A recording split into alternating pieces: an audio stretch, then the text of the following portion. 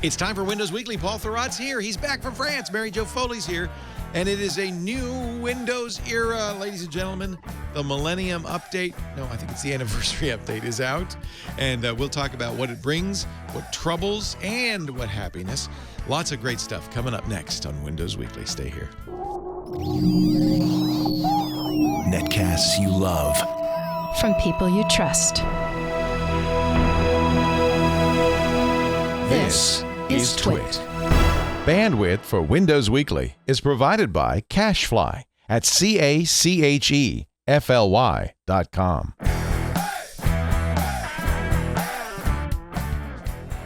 This is Windows Weekly with Paul Thurrott and Mary Jo Foley.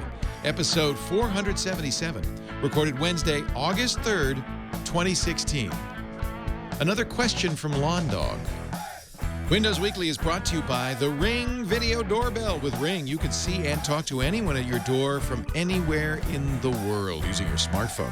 It's like caller ID for your house. Go to ring.com/WW and get $50 off one of their Ring of Security kits, the Bundle Kit or the Pro Bundle Kit with their limited time offer. And by Rocket Mortgage by Quicken Loans. Rocket Mortgage brings the mortgage process into the 21st century with a fast, easy, and completely online process. Check out Rocket Mortgage today at quickenloans.com/Windows. It's time for Windows Weekly. I said that kind of weekly.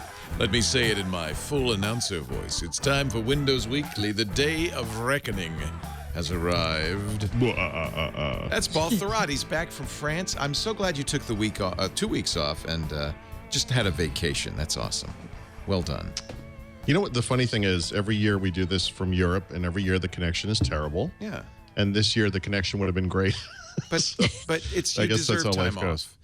And and Brad and Dr. Pizza filled in ably, not as there are no Paul. No, Thurrott. obviously, but sure. Thank God we have Mary Jo Foley to hold down the tent. She's, of course, from allaboutmicrosoft.com and is back once again. Oh, God. And I was watching your blog carefully to see, and yes, it arrived a day late, but not $1 short. Like an insect just fell on me. Oh, no. It's from France. You brought it It's back. not a scary insect. I hope it's not the glassy wing No, don't say sharpshooter. it. Don't bring a glassy wing sharpshooter with you. I tried to smuggle ham into the country from France, and I got bagged at the border. Did you say, but it's hambon? I did. And they went, I said, listen, you two bastards, you're not eating my ham. I want to see this Oh. destroyed right in front of me. French ham. Did they destroy it? How do you destroy ham? They threw it in one of those hazard. You can't destroy ham. I know. It's perfectly sealed. I would have eaten it out of the garbage. It would have been fine. Oh, that's sad. That's sad. It was sad for my son. That's why we're bringing it back. Your son's a ham fan? Well, you get the ham bon in I love it. It's so good. Spain, right? Yeah, jamon So in Spain, yeah. France has a version of this. It's actually better. It's from these black pigs that only eat acorns. Oh, There's so much acorn yeah. in the fat that it's Yeah. like you have gotten Novocaine in the side of your mouth to get like a tooth drilled or something. It's a nutty buddy. It's really strange. Wow. Yeah, it was good. That's good. That's You're better selling than it well. better than the food the Korean black pigs eat. I'm not going to go into that one. Right. Well, anyway, are you sad to be back? I mean, I would be 2 weeks in France. I'm so jealous. Mary Jo and I were loving your images that you were posting on Facebook, and it just really was fun to see. Looked like you were having a it great was time. it was nice. I could have stayed longer, but Of course. Let's move there. it's nice to be home. Let's do the show from there from now on. I know. Okay. Would you be okay with that, Mary Jo? Yes, I would. No fight? Not gonna prevent Nope. that. All right. Maybe. So nothing So did happened something this happen week. this week? Yeah. What did I miss, by the way? When I They was gone? delayed I it think for you, which is awesome. They delayed it until I flew. Yeah. Jerks. No, but did it not come out? It didn't come out August 2nd. It came out August 3rd. Is that right? Or did it come out? No, it did. yesterday? It came out August It 2nd. did, A just lot as- of people thought August 2nd was Monday, but it was actually Tuesday. Okay. So it came out on so that was the exactly on right time. day. July 29th was a Friday? And so I think what they said was, Yeah. when's Thurrott flying? August 2nd? Well, we talked about this last week, and I think it seemed reasonable that they wouldn't want to, for people who are last-minute upgrading and then say, oh, and here's your anniversary update. That would just be too much. So Yeah. just makes sense. Just separate those two things a little bit. And it's easier on the servers, too. Yeah. Sure. So, what do we? I was on the fast ring, so I don't mind. We should start with the biggest story of the week. Oh, what is the biggest story of the week? Peter Bright is now an American citizen. Oh, he did it. He did it. We talked about it last week. He took the oath. Yep, he did it. I think we can all agree he's a fifth column, and he cannot be trusted. No, clearly a plan. Should Donald Trump become our president, he will take care of this problem. Don't say that out loud. That's all I'm saying. A little too close to the bone. Do not say that out loud. Congratulations to Peter. Congratulations. And, he's kind of keeping a foot in both countries. That's the funny thing. Yeah. He's still a hoof. You mean a hoof? Yeah. He's a dual citizen. In case he really ends up missing the bangers and mash, he can go back. Yes. Yeah.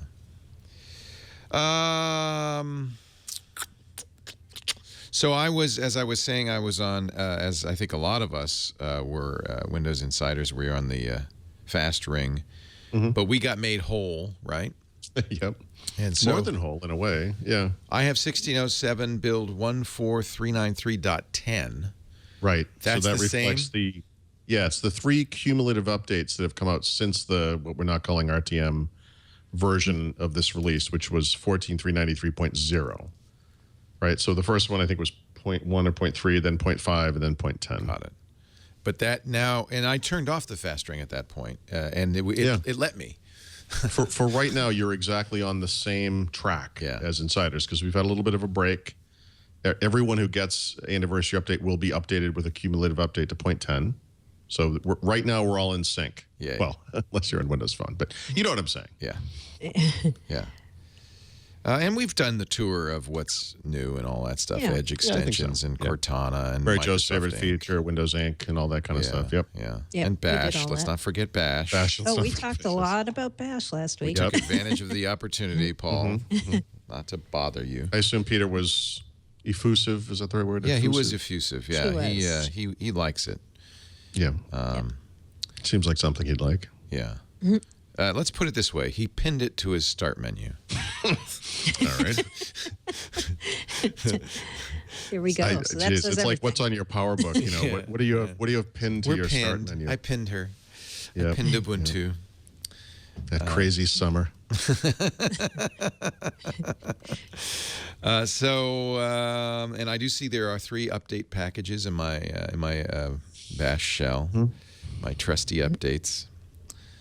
And I don't know if that's at this point. If this is, let me just see what it is. If it's Microsoft or just some of the stuff I've already installed under Bash, you can't tell anymore. Didn't do anything. No security updates. It just went through a bunch of stuff. So better than most Microsoft updates. Yeah, nothing happened. Yeah. Perfect. I didn't see that many people complaining about things not working. I updated my 2 PCs yesterday, and interestingly, the Acer S7 is not showing that the update's available to it yet. That is interesting. Because the updates are staggered, right? Are they? So not everybody will have it already. No. Okay. You can go proactively get it if you don't see it. But I'm kind of waiting now to see when the Acer gets it, because I have been hearing that the newest machines with the newest BIOSes, newest firmware, they're going to get it first. People who might have potential problems with driver compatibility or other compatibility issues are going to get it later. So I'm curious why I don't have it on the Acer, but all right, so I think we should have a friendly wager. Okay. Who gets what first? You getting the anniversary update on your Acer, or me getting the new Outlook.com? I think I'm going to get mine first. I think you are too. Yep.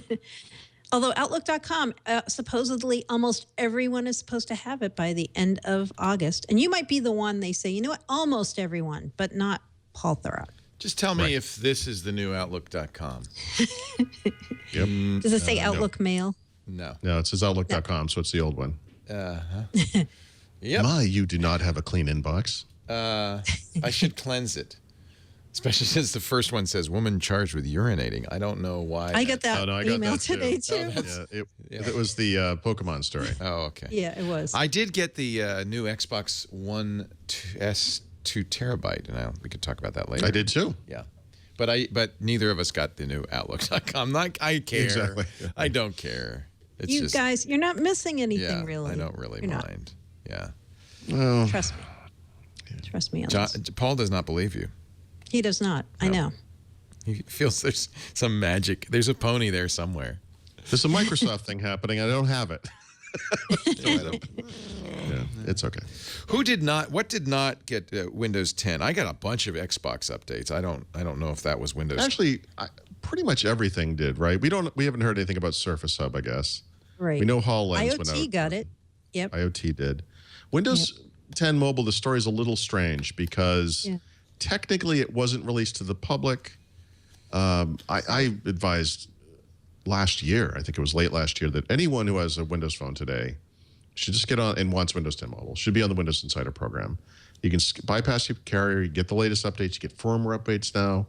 It's the only place to be. And so if you're on the Windows Insider program, actually you are up to date. You have, I think it's 393.5. So 2 of the 3 cumulative updates have gone out to PC as well.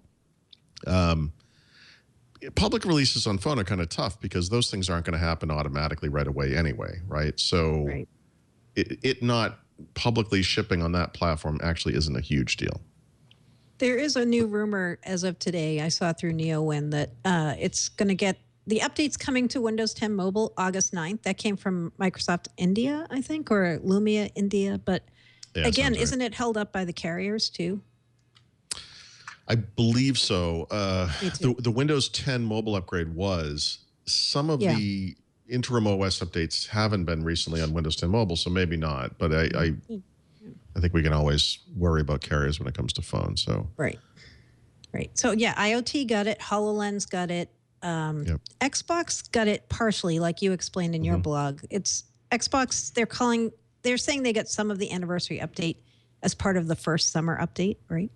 Yeah, But I mean, what they really got was the big update there is Cortana, which of course is a Windows 10 feature, not a anniversary update feature. Right. So they're not really on the same schedule. But yes, supposedly by whatever that fall update will be called, that will be their version of the anniversary update. Right. So yeah, pretty much everything is getting it. Like you said, we don't know Surface Hub, but everything else is. And that's what they said. They said the goal was August 2nd, right? And then, but businesses are on a slightly different schedule, right? Isn't there some, I saw the headline. So enterprises got it actually a day early through the Volume Licensing Service Center. They got it August 1st. Partners got it August 1st in the partner portal. So I think businesses have it if they want it. Yeah, but wasn't there something about, I thought, Windows Server Update Services and I don't know what the other one was. Sorry. Maybe. Right. So if you're on Windows Server Update Services, WSUS, you get it next week, I believe. Instead of, if you're on Windows Update. Long-term servicing branch will be October 1st. So we had heard there was going to be an LTSB release of this version of Windows 10, and there is. It's going to be October 1st. Okay. Yeah. So, well, I think those 2 things are okay that they're not exactly on August 2nd, but everything else seems pretty much on target, which is good. Yeah. And SDK is out also, the new Windows 10 anniversary SDK. Okay.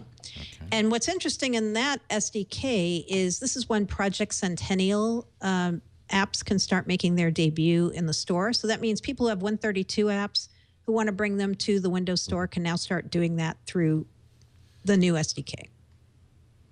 It seems like that's going to be a semi-curated experience at first, in the sense that, all app store submissions are, but I think they're going to be looking at those a little more closely and kind of bringing them in slowly over time. But it will be interesting to see if Windows Store turns into a big place to get desktop apps, right? Because these things have basic improvements over just the normal installs of the same apps, but can have major improvements if they take advantage of UWP features, which they can also do. So it's kind of a cool thing. It's like a hybrid app in a way. Super simple install and uninstall. They're contained and isolated from the OS so that they don't destroy the registry and, put files all over the file system. I'm going to be curious to see this, I want to see which ones go in the store first. Like who has a Win32 app they really want in the store. Yeah. It'll be interesting. Well, I mean, but this is kind of a classic problem, right? You've got these new platform features. They're really interesting. But you've got this legacy Windows desktop app that it would be impossible or very difficult to add those features to. But here's a way you can just package it up and then very easily add some of those features. I mean, I would think there's actually a pretty good audience out there for that kind of stuff. You know, that said, I don't think that, you know, like Adobe or Google Chrome or Apple iTunes or any of that stuff, I don't see those making that transition, but it'd be awesome if some of them did. I know. Remember, Microsoft itself is, I don't know if it's proof of concept or if it's actually how they intend to deliver it, but they're taking the Win32 version of Office apps and putting those through Centennial to put them in the store. Yeah. Right. Yep. That's neat. Yeah. Any howls from people who realized it was too late? Actually, Let's talk hasn't about been too that. bad. Oh, I'm sorry. Go ahead. Yeah. Well, it's sometimes, okay, so a couple of things did come up. I talked to at least one person who was still able to upgrade, accepting the invitation on the 31st. So that's not perfect. Talked to many more people who are stuck at 99%. And they said, oh, it'll be fine because I started the install. And correct me if I'm wrong, Right. but I said, no, you had to activate before the 29th. Is that correct? Oh, I don't know. Well, Microsoft should have a grace period for that kind of stuff. But Well, it turns out they did. seems like they may, yeah. yeah, okay. They did without telling anyone that they did. Which is the right way to do it, right? Because otherwise people would. And we said People you could would go into have the waited. store, which is what I told people to do. But if Kevin finishes his 99% install today, will it activate? It should, right? I mean. So here's what we're talking about. We're kind of talking hope so. around this, right? Okay. So Microsoft told us, and we told everyone else, July 29th, 11:59 UTC. That's it. No more free upgrades. Right. Then after that deadline passed, people started sending me notes, and I think Paul did this himself. Hey, you can still do it. It didn't actually end then. And so if you have any Windows 7 or 8 retail product key, try it because I bet you can still get Windows 10 for free. It works today. I mean, for those people that do have those product keys. Yeah, so Nice. it's funny. It's sort of a workaround, I guess. It's a supported feature. It's not a trick or anything, but No. you know, It's when a trap. Microsoft announced, well, I mean, remember last fall after Windows 10 originally came out, the story was you get Windows 10 for free as an upgrade on an existing computer. So you upgrade your computer and it magically through some cloud connection, it knows that your computer is always going to be okay. And if you reset the computer or clean install it, it will activate no problem. But people started doing that and those activations started failing. And of course, what they've just done is blown away a computer that previously had, you know, Windows 7 or Windows 8 on it. They have no way to reinstall that old OS. They can't find out what their old product key was. And now they're just kind of hung out to dry. So Microsoft changed things and they said, okay, look, we're going to let you use a Windows 7 or Windows 8 product key, Windows 8.1 product key, to activate Windows 10. And it worked great. And so if you can find the product key on your Power Brick or whatever, that will work. If you have a retail product key, that would work. And but it seems like the type of thing that would only have been in place during the free upgrade period. So when the free upgrade period ended on July 29th, it seems like, well, that won't work anymore because it's a cloud service. They could easily detect you using a Windows 8 product key or whatever. Anyway, I tried a bunch of them today. I did this repeatedly with different product keys, retail product keys, Windows 7 product keys, Windows 8 product keys. I did it before setup, the first part of setup. I did it after setup was complete and all of the updates were fully installed. It works. Today it works. It might not work tomorrow. It might not work a week from now. Maybe it works forever. I don't know. But it seems like it shouldn't work. Right. But it works. So I asked them for a comment today about it. And what Microsoft is saying is officially the free upgrade offer has ended. They're saying there are circumstances where people who've already had Windows 10 installed on a PC can still use the product key. Right. That should always work. And that's that cloud-based activation thing. That should work. But what is also happening is people who have not installed Windows 10 are still able to do this. And Microsoft's not talking about that. I asked them when. Okay, so I said to them, people are doing this somehow. It's actually working. So when is this going to end? And they wouldn't comment. So what I'm guessing is, the way that they said get Windows 10 was going to be a gradual phase out, and it might take some time for people to stop seeing the prompts and the apps. I think this is probably what's happening with the bits too, right? Right. So if you're somebody who got stuck and you're one of those 99% people, or you rushed and you didn't actually get over the goal line by July 29th, go back and try it again. Product. Yeah. Well, if you're installing it on an existing computer, chances are you might have one. Right. Right. So I just feel... the thing is, remember, that could be taken away at any time. It could. That's literally the thing. Someone from Microsoft could be listening to this podcast right now and saying, "Guys, we didn't turn that off?" Yeah. And so we don't know when we don't know when and if they can just flip the switch and say, "Okay, that's it." We didn't want people to publicize this, and now it's out there. We don't know. So I would say if you're somebody who still didn't get it by the 29th, you should rush and do this today, probably, because we can't guarantee you how long this will be still available to you. There is this accessibility clause, right? And I don't like that. I agree. That's a sleazy way. Yeah, I agree. It is to get in. I look. If you're going to pretend that you're handicapped in some way, so you can get a free Windows 10 upgrade, that's like using a disabled placard. Right. Exactly. That's gross. And I agree.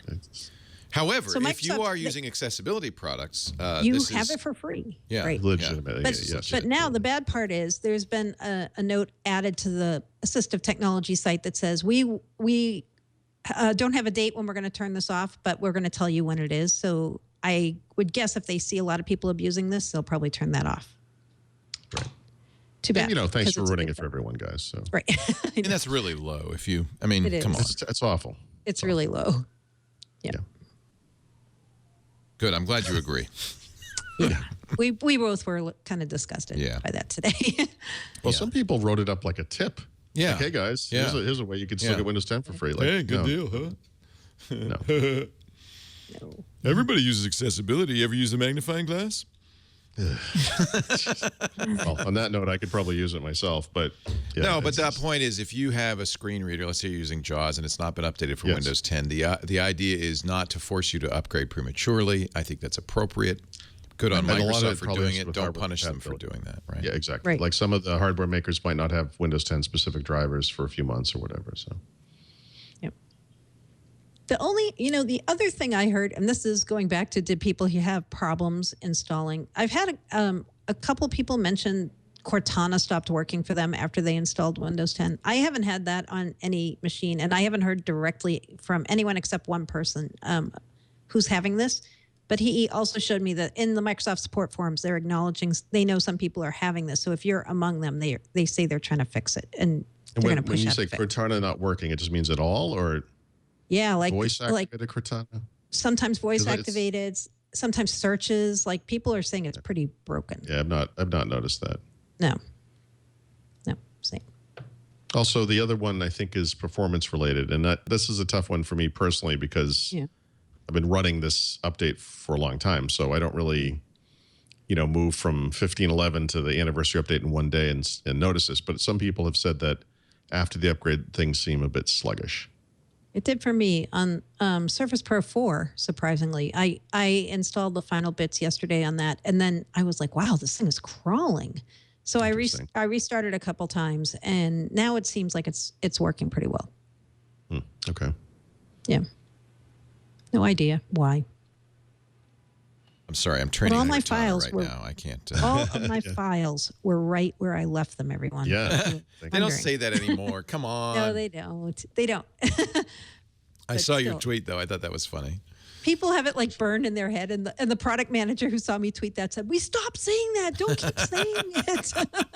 Nice. Like, sorry. They must have gotten so many complaints. Like, what does that mean? Well, they just realize it that? scares Why would you people. Say that? Yeah, it scares it people does. unnecessarily. You mean they might not be?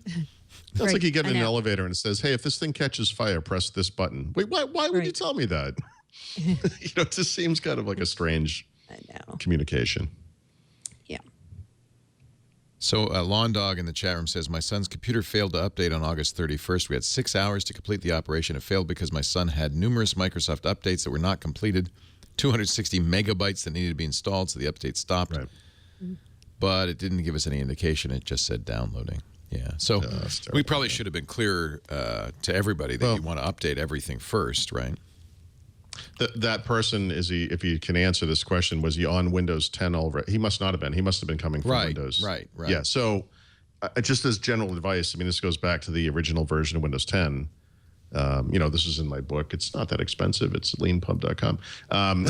You know, one of the pre-install tasks is make sure your computer's completely up to date.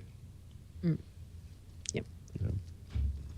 Yeah, because it will do that. I wasn't aware that it would just opaquely not do anything, but yeah, it has to be fully up to date. Tell me about this activation troubleshooter. Have you seen this story in the Boy Genius report, which says it allows you to associate your Microsoft account with your Microsoft account instead of with your hardware? Is this different? Well, yeah. So this is Mary Jo and I were just talking about this today because this is related to that thing we just talked about with Windows 7 and 8 product keys, right? And the kind of squirrely differences that Microsoft has made that really kind of just are confusing. So if you think back to the point of the free Windows 10 upgrade back a year ago, the idea was Microsoft wants to get as many computers out in the world upgraded to Windows 10 because it's better for everybody, right? Not just for the people using it supposedly, but not just for Microsoft, but for the whole world, because it's easier for them to keep that thing up to date. If everyone's up to date, the world will be a safer place, that kind of thing. But that very concept means that you as a human being are not getting the free upgrade. You don't benefit from it. It's not your personal benefit. It's the PC. So a validly licensed Windows 7 or Windows 8.1 PC gets Windows 10 upgrade for free. If the PC moves along to someone else, that person who owns the PC gets Windows 10 with it. You don't keep Windows 10 behind with you, right? You don't collect them like books or records or something. But you wouldn't need to, I'll be honest. Yeah. I'm not sure what the use case is. If you're going to buy a new computer, you're going to get Windows 10. If you had Windows 7 up until Friday or Windows 8, you could upgrade it. So I'm not sure who this is. Who's this biting? Okay, so there are two groups of people here that this impacts. First of all, they're enthusiasts, right?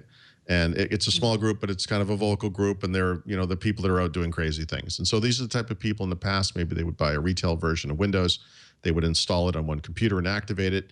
They would rebuild the computer, buy a new computer, whatever it was, and then they'd want to use the same product key again. And they could. They'd have to call Microsoft, do a phone activation, but it would work.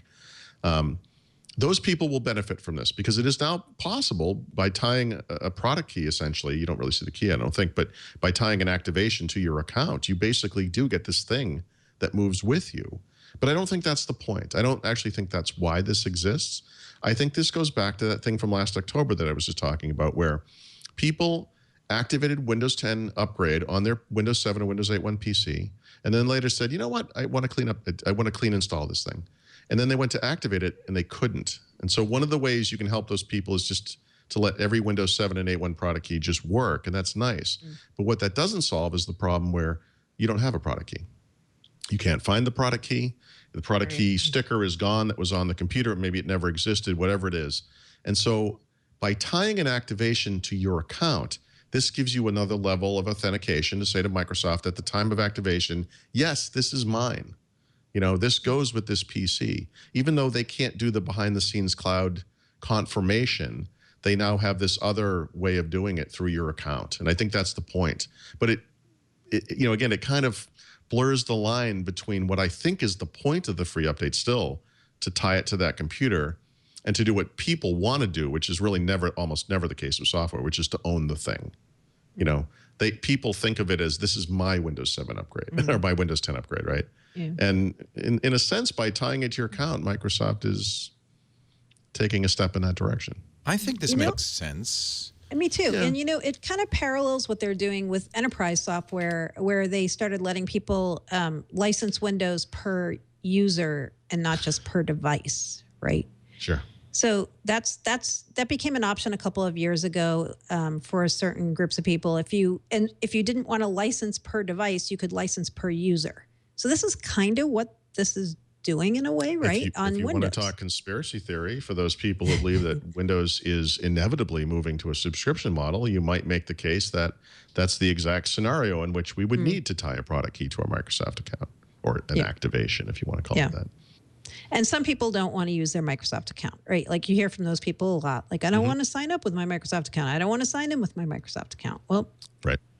So far, you don't have to, but you don't have to. But yeah, they make it hard if you don't. Yeah. Yeah. Anyway, I just like the Windows 7 8 product key thing, that activation troubleshooter thing is tied to the same problem. That there was going to be cloud magic that would make sure Windows 10 always activated if you already activated once on an upgrade, and it just isn't working. And so they're giving people other ways to save that activation to make sure they don't get screwed up in the future. And so it's going to benefit legitimate users, obviously, and I don't mean to say enthusiasts aren't legitimate users, but it's going to have this side effect of benefiting people who might use it a little differently than was the original intent. But, whatever. It doesn't really hurt anybody. Do we, this is going to be a question we'll be asking for the years to come. Do we know what part of the hardware is the entitlement is tied to? So no, but it's a lot like activation in that it's some sort of hash of a variety of different hashtag parts. of a variety of hardware components, right? And some of them are weighted more than others, most likely, like with product keys or activation. The motherboard would probably be the big one, the CPU. Right. And so the questions, obviously, you can see the questions coming down the road. Well, what if I have to replace my motherboard? Yeah, exactly. Exactly. And so what Microsoft has said, and they haven't said much, is that it works like activation works. Sometimes you'll change too much and you have to call. But you can call, and they're pretty good. My experience has been if you call and say, "Oh, I had my motherboard broke, but I got a new one." Yeah, I've done this, not for Windows. No, I did never do did it once for for Windows 10. Did you? I did do it once for 10. Yeah, and it worked. Yeah, in fact, I complained about it at the time, and someone from Microsoft said, we can just give you a product key. And I was like, guys, I don't want you to give me a product key. I want to be a real person. I want it to work. Not a special boy. Yeah. I want to be just like all the other kids. No, that's always a challenge for tech reporters is they try to treat you specially, and then you don't really get a sense of what it's like for a normal person. Yeah, no, that happens in ways that are both big and small. Sometimes even something as simple as I don't remember if it was Surface Pro 3 when that came out. It's like, here's your review copy, and it's the device out of the box with a pen attached to it. And it's like, well, the out of box experience is kind of a big part of the purchase that I'm trying to describe to people who are about to spend $1,500 on this thing. That's why I'm lucky because we have a budget to buy all this stuff, and that's why I don't actually talk to PR people ever. I don't go to events, and I buy everything to at best approximate the experience of a normal user. It costs a lot of money to have that. Principles is very expensive. Somebody on Twitter, Gardner Von Holt, asked it. Would scroll down.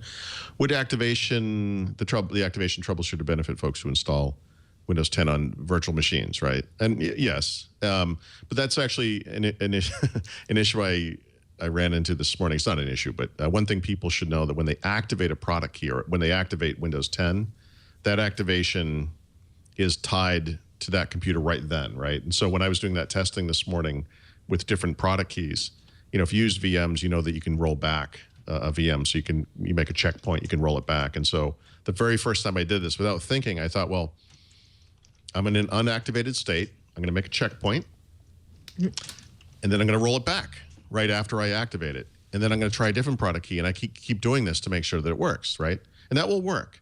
Except the one thing you have to remember is that every single time you activate on that hardware, even though it's virtual hardware, that activation is tied to that machine. So rolling back doesn't help. It's saving it to the cloud, right?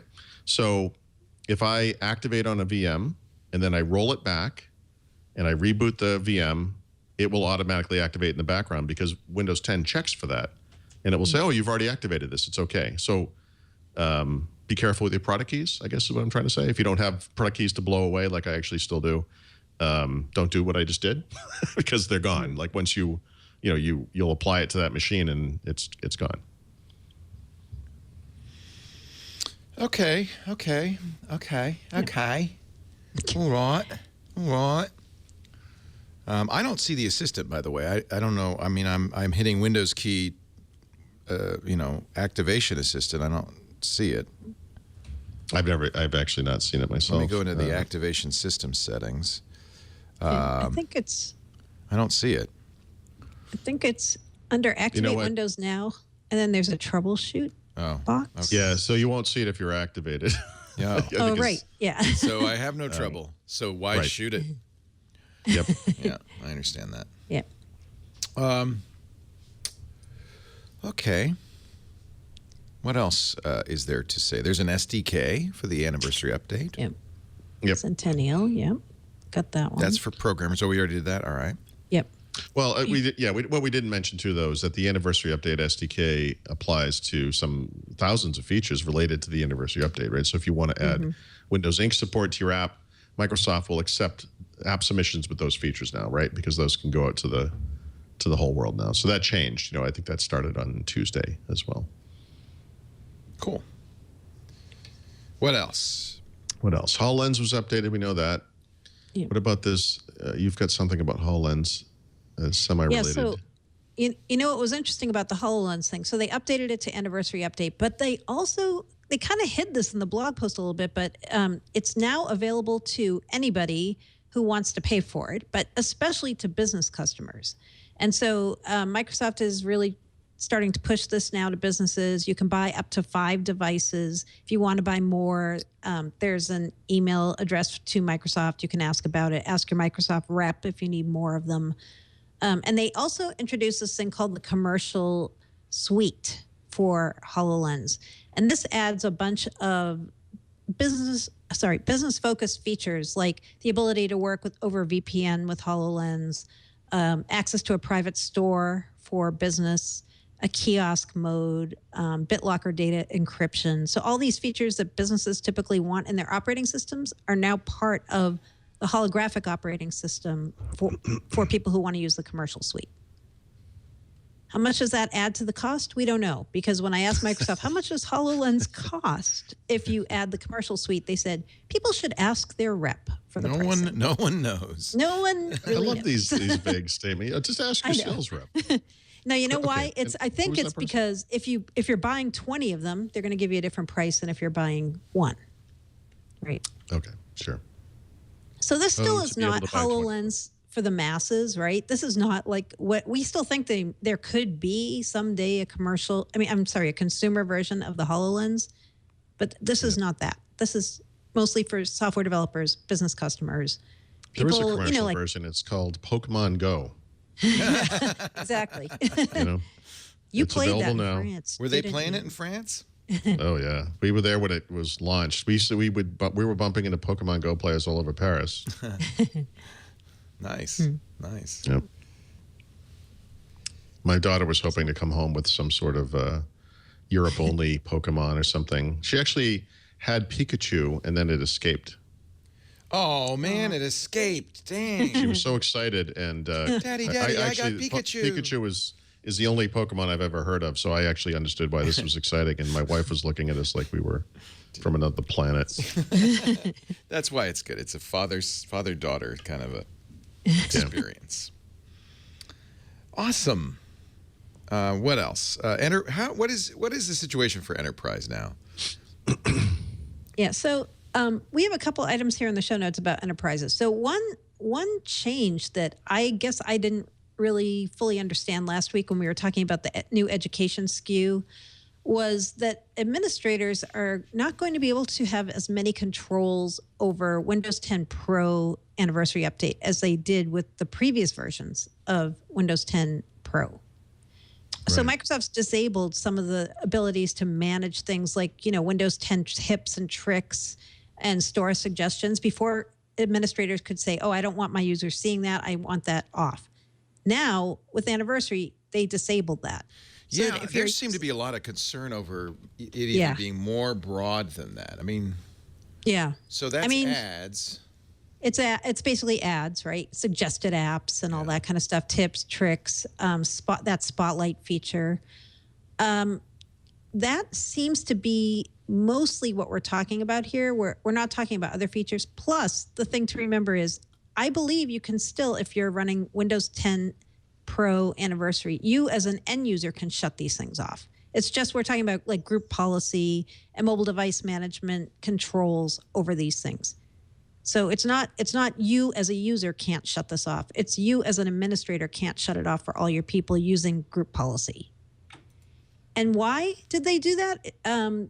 I would guess to try to get more people to upgrade to enterprise, but they won't tell us why. They won't give us an actual answer. Like I said, well, so why did you disable that with anniversary? And we didn't get a comment. You know, it seems like enterprise is the SKU of Windows 10 that makes the most sense for businesses, especially managed businesses. And I know a lot of them are already on that system, but, you know, maybe this is that push to just make that official, right? I mean, why are there two business versions of Windows 10? You know, it may not make a lot of sense. Pro doesn't make a lot of sense for most individuals in the sense that as a consumer, it's been more the SMB, right? Yeah. Pro's been the SMB. I mean, power users might want it for Hyper-V and certain other features, but you know, the jump from home to Pro doesn't represent a big benefit for most individuals. Pro to Enterprise, I think they've made that jump bigger, and I think that was the point, to make Enterprise all the more valuable. You know.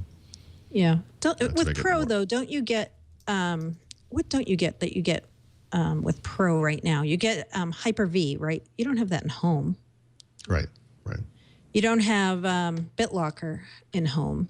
That's true. You get that Pro. Right. The ability to create BitLocker disks, and you can use them in home, but you can't create them. Yeah. Right. Yep. So yeah, maybe someday they will just say it's home or enterprise. That's it. Yeah. Or they make Pro have some features that would benefit individuals and make it. Yeah. Maybe that's how they differentiate it. I could almost picture, you know, most consumer PCs, I'm sure, go out with home these days. Upselling an individual on Pro, I mean, it's kind of tough if they need it for like a BYOD type thing or whatever, maybe. But, you know, obviously there's domain support. That's one of the other things. But there isn't just much of a gap. I mean, I think one home version, one business version makes plenty of sense. Especially, you know, just with them adding another education edition last week. Exactly. So many people were like, "Oh man, another edition of Windows 10." Yeah, exactly. Windows 10 Pro Education. Yeah, Pro Education. You know, a lot of people were like, "Oh, they were kind of going down the path of simplifying how many versions of Windows 10 there were, and now there's another one." So I think it would be good. Fewer would be good in this case, right? Yeah, definitely. But they have not said, we should make it clear, that they're killing Pro or that they intend to kill Pro. No one has said that on the record, or even I haven't even heard that as a rumor at this point. No. So let's not get people panicked yet. Let's not go crazy, folks. We still have people holding out for ultimate extras. Let's not incite any riots. No, let's not. No. I remember those days. Those were the good old days. So, what else? I want to make sure I made you jump all over, and I apologize. I want to make sure we got everything. Okay. No, there's a lot of stuff here. Yeah, Windows 10 mobile not updated yet. We said that.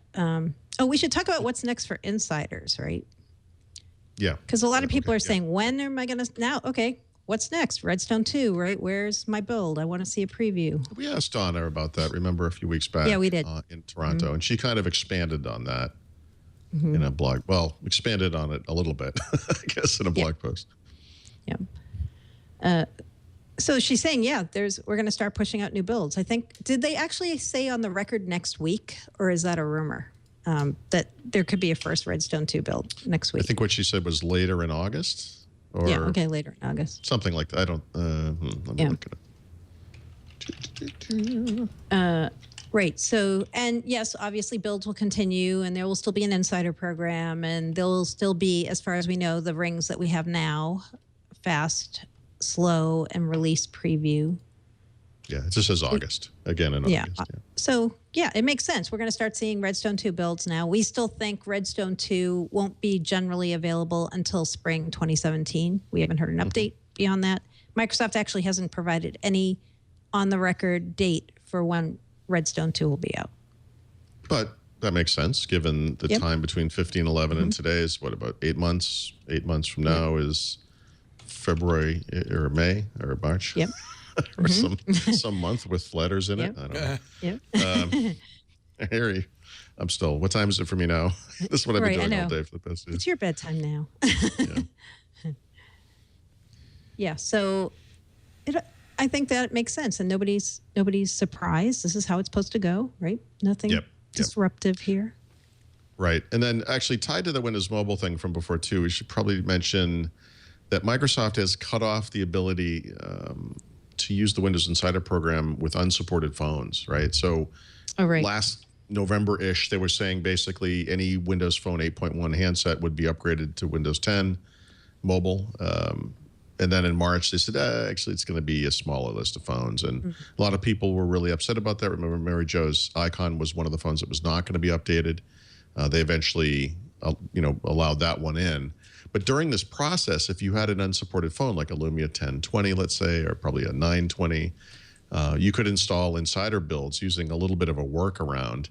And they're basically allowing you now, or actually it's over now, but as of last week, they were allowing you to upgrade to what is essentially 1607, right? 14.393 point whatever. And if you kept the phone on there, you're going to be on 14.393 point something forever, right? You'll get the cumulative updates, but you're not going past that. If you reset that device, though, go back to Windows Phone 8.1, you're done. You will not. Oh, really? You'll never get anything beyond that. Yep, it's over. Yeah, yeah. So unsupported phones are finally actually unsupported. Okay. Oh, and we should mention the Surface Pro 3 battery thing, right? Yes. So we talked about this last week on the show, that there are people who have Surface Pro 3s with Simplo batteries who have been having all kinds of battery drainage issues.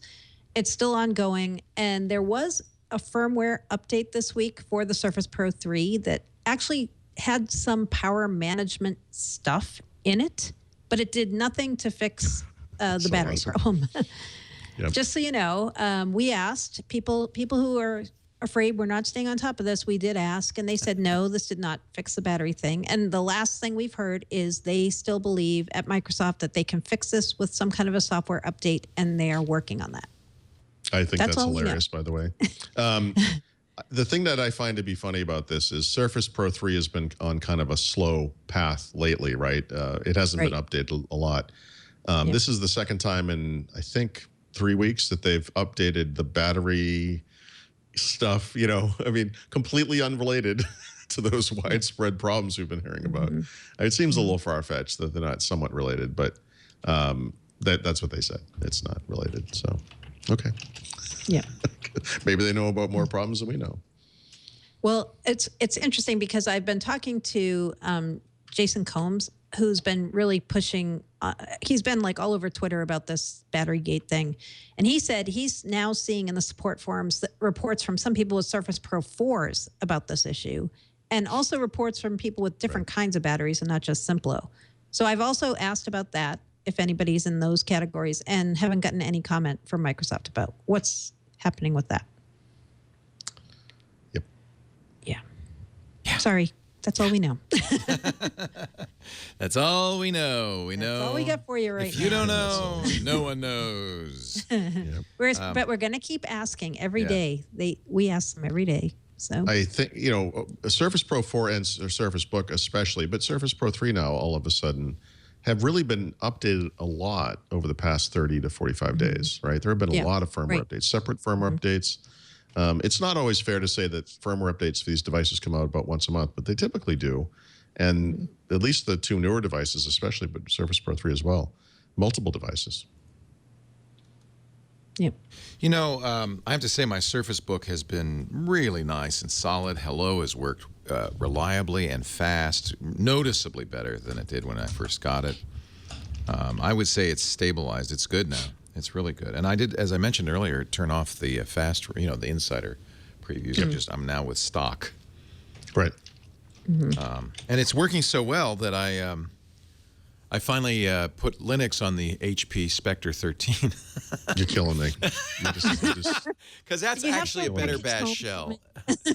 No, I was remember I bought that. It was beautiful, coppery with those weird piston hinges and just gorgeous MacBook clone, basically. A couple of things: no touch, no hello, no lighted keyboard, but it's very thin and light. it is a light keyboard. No. Yeah. Does it? Yeah. Oh. If you hit I must have it turned off. Function. That was It bugging the does. heck out of me because I liked In it. fact, it's actually kind of interesting because the color of the only reason I remember it is because the glow was almost pink. It's coppery? And it's a white light, but I think the materials color it a little bit. Oh, cool. And it's got kind of a neat look. All You right. have to turn it on manually, though. That's what throws a lot of people So it was off, and I didn't know it. All right, good. Thank you. And everything works. Just close the lid. So I put Arch Linux. I use a version called Antergos. Everything worked out of the box. Remember, I had love how tried before. You say this like this just makes sense. Antergos. I'm saying nonsense syllables. It's the Catalan Now you know distribution of how Linux. Windows Weekly sounds to normal people, to muggles. Yes. And then, but I'm pleased to say, in fact, I probably should post this somewhere because HP hardware sometimes can be hit or miss with Linux. It works flawlessly. Linux has come so far now. The hardware support is really good, even for like very new stuff like these SSDs and stuff. And so it works really well. Power management works well. It's 6 hours battery life, which is what I was getting under Windows.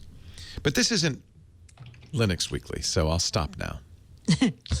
However, I might point out I am now broadcasting the show on Facebook Live using this new camera that just came.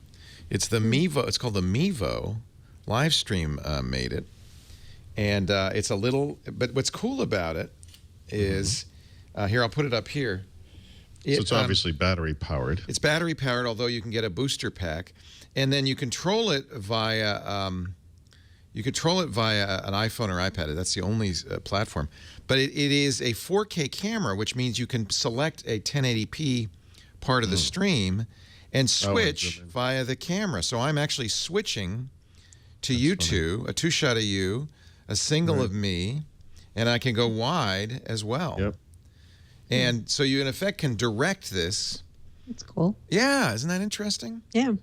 This just came. Get Mevo. I How think, much is this little gadget? I think it was. We ordered it pre-order, which was I think $299 or. Oh, I thought you were going to say something ridiculous. No. Like Now, it's not a 360-degree camera, but if you wanted to. Oh no, that's okay. To direct a TV show, a podcast, for instance, without having a big setup like we have, like a TriCaster, you can actually switch the show. You said this is called Mevo? I think it's getmevo.com, I think is the website. It's kind of cool. It would let you do, you basically eliminate me from the equation. Yep, I'm listening. No. Damn it. I mean, but it immediately would let saw it. anybody. No. Let's more people do things like live streaming to Facebook. Live right? streaming. And the thing is, this is the video that I'm streaming from, and it's pretty good quality. That's really good quality. And I can switch back and forth. I didn't place the camera anywhere interesting, but I'm going to switch. It's a little lagged, obviously. Audio sync is maybe not great either. But watch, I'll switch. There's the wide, and I just tap the screen to do that. Isn't that amazing? And I can switch to you. It'll take me, I just did it, but it'll take about 15 seconds to show it on the screen. But I think that's a pretty, frankly, compare that to this, it's not terrible, right? No, not at all. In fact, the fact that you can bring that out in the world with you is what makes it so interesting. Yeah, and there's the switch to you guys.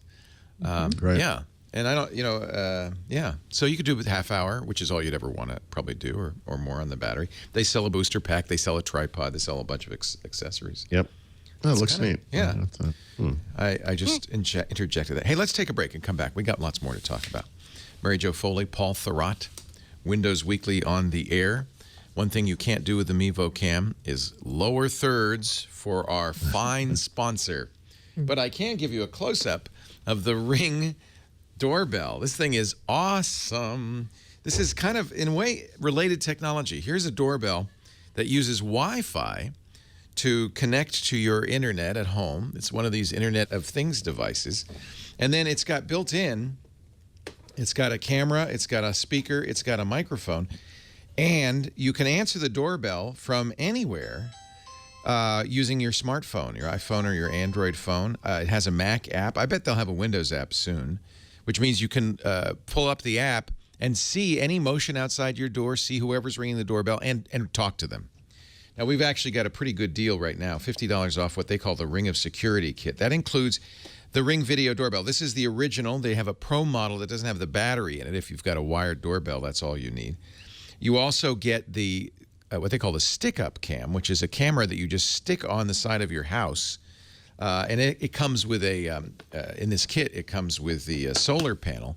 So it doesn't have to be wired at all. It's just Wi-Fi, no wires, just the solar panel and the camera. They also give you a chime, which is an additional ding-donger. You know how your doorbell, your wired doorbell, rings a chime in your house that never works, always bonk. So the ding-donger will let you put that like is somewhere distant in your house, or maybe even your potting shed or somewhere that you never hear the doorbell. And you just all you have to do is plug it in. It joins the Wi-Fi network, and now you've got an additional chime. All of that $50 off from the Ring of Security Kit or the Pro Ring of Security Kit at ring.com/WW. This is for yourself, but also think about it for your older parents, for instance. Lifesaver. Our IT guy, Russell, he puts it outside his door, and when he gets packages all day, he can't be there all day. He's out and about. When the UPS guy or the FedEx guy comes, he gives them the code to enter to open the door and put the package inside so it's secure, because he can hear the doorbell ring anywhere in the world and respond to it. It's awesome. Not to mention the protection against burglary. They're all around now. This is the summertime. They're always looking for people on vacation. Are those Thurrotts in France again? Let me just ring the doorbell and see. And Paul's sitting there in a Parisian cafe. He says, "Hello? No, I'm here. Go away." And it, beautiful, beautiful. Did you have one for your trip? No, we had a French family staying here. Oh, that would have confused the hell out of them. Oh, yeah, no, there's always some comedic escapade while we're gone. This is the next best thing. Yes. Ring.com/WW. Ring a security kit, $50 off. Ring.com/WW. Yeah, French family staying with you. Maybe that stick-up cam would have been nice to have there, pointing at the hot tub, just in case. Just in case. You never know. You don't want raccoons washing their apples in there. Yep. Have we covered everything there is to say now about? I think we might have. Are there questions in the chat room that anybody has for about this upgrade? I think that we've talked about this so much. I think it doesn't seem like we've had a lot of horror stories. I'm thrilled to hear that. There's the usual. It got stuck. Yeah, there's the perf issue thing. There's a couple things. And as far as you know, even up to today, the activation server is still chugging away. I literally tested it today. Yeah. Yep. I think that's appropriate. They don't want to publicize that, but there are people who got stuck that, they had LonnDawg's kid had 256 megs of updates to do. He said it was Windows 7 Pro, and that because his kid's a teenager, he thought it'd be a good idea to let him figure it out on his own. Well done, LonnDawg. Well done. And I didn't get any calls on the radio show from people going, "Oh, what happened to the free upgrade?" No, I know. I totally thought we would hear that, but no. So. I think it was so well publicized. Yeah. That's clearly fixed that. What else? What else you want to talk about?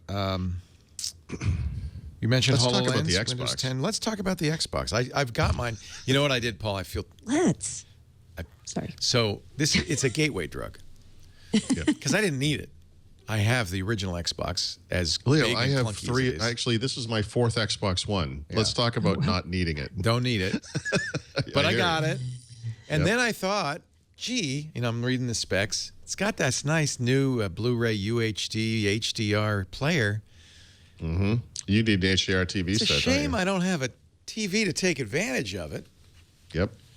Then I thought, and as long as I'm getting a new TV, I really ought to get a new AV receiver that supports the new UHD playthrough, because you need HDMI 2.0. You're an inspiration for all of us, Leo. I got to know, though, on the TV, what did you get? Actually, it's a pretty good deal.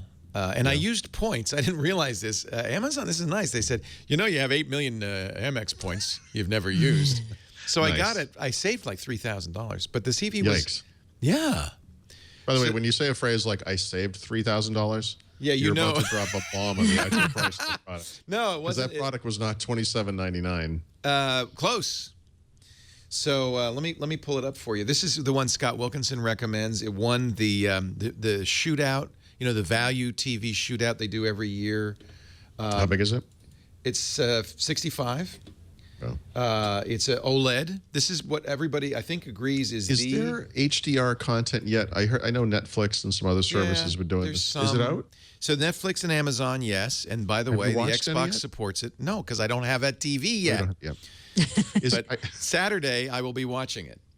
And then you can play these discs. So I ordered like a space disc, an IMAX space disc that's in UHD. There's a I assume limited it's number. just like watching a David Fincher movie over and I'm over hoping again. it's like just like I'm going to be blown backwards like the old Maxell cassette tape ads.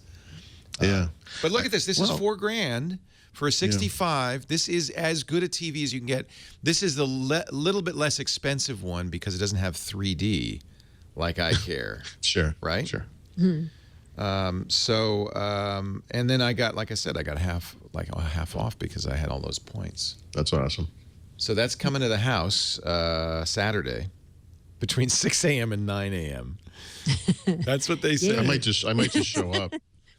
And then I had to get a new Denon receiver because you have to have HDMI 2. So the Xbox really, at least I, stopped there and I didn't buy, new speakers. And Well, the Xbox was the cheapest part of this equation by far. It was really good. And I haven't hooked it up. We're gonna show it tomorrow or Saturday on the new screensavers and play with it. So tell me a little bit about it. You got one, obviously. Yeah, I mean, I can't. I mean, it wouldn't. It doesn't make any sense to point the. Well, you can kind of see it in the corner there, I guess. Over here, I guess. It's thinner and smaller, right, than the original Xbox One, of course. It's also it's smaller, not in every direction, but it's smaller overall than the Xbox 360s, and a lot lighter, which is kind of neat. But of course, we've been talking for a long time about this notion of Microsoft replacing midstream the Xbox One with a cheaper, smaller version. And of course, this is what that is. It's cheaper. And you can tell it's cheaper not just through the componentization that occurs with the chipsets and so forth, but the actual materials it's made of. If you've heard the complaints about the Lumia 950, this is what I equate it to. It's like this kind of light, cheap plastic that they use to build it. It looks nice, but it's actually not up to the same not build quality, but material quality, I would say, of the previous Xbox One. But I think, obviously that's by design. It's quieter so far. That's my big bugaboo. I spent all day today installing Call of Duty on it because that's how long that takes. It's a horrific process. I wish that was better. I reset the machine several times because I made a video of the setup process and then discovered that the video kept dying partway through every time, and I don't know why. So I've made multiple videos, which I will stitch together. So that's my big question. You just log into your Xbox account, and does it, like, do I have to I don't re-buy games, obviously. Re-download them, I guess. Re-download them, yeah. Yeah, it comes, I mean, look, if you have an Xbox One today, there's no surprise in the software. It's all the same, right? It doesn't come with a Kinect, and so if you want to do Cortana, which I've not tested yet, you're going to have to get a Kinect, which I do have, or a headset, which you can use with the hand controller, and that's fine. But I don't think that's a really great solution for people in the living room when you're trying to use Cortana to control digital media content or whatever. You're gonna want to connect, and so that's another probably $100 or whatever it is, $150 maybe. But it's nice. I mean, it's an attractive machine.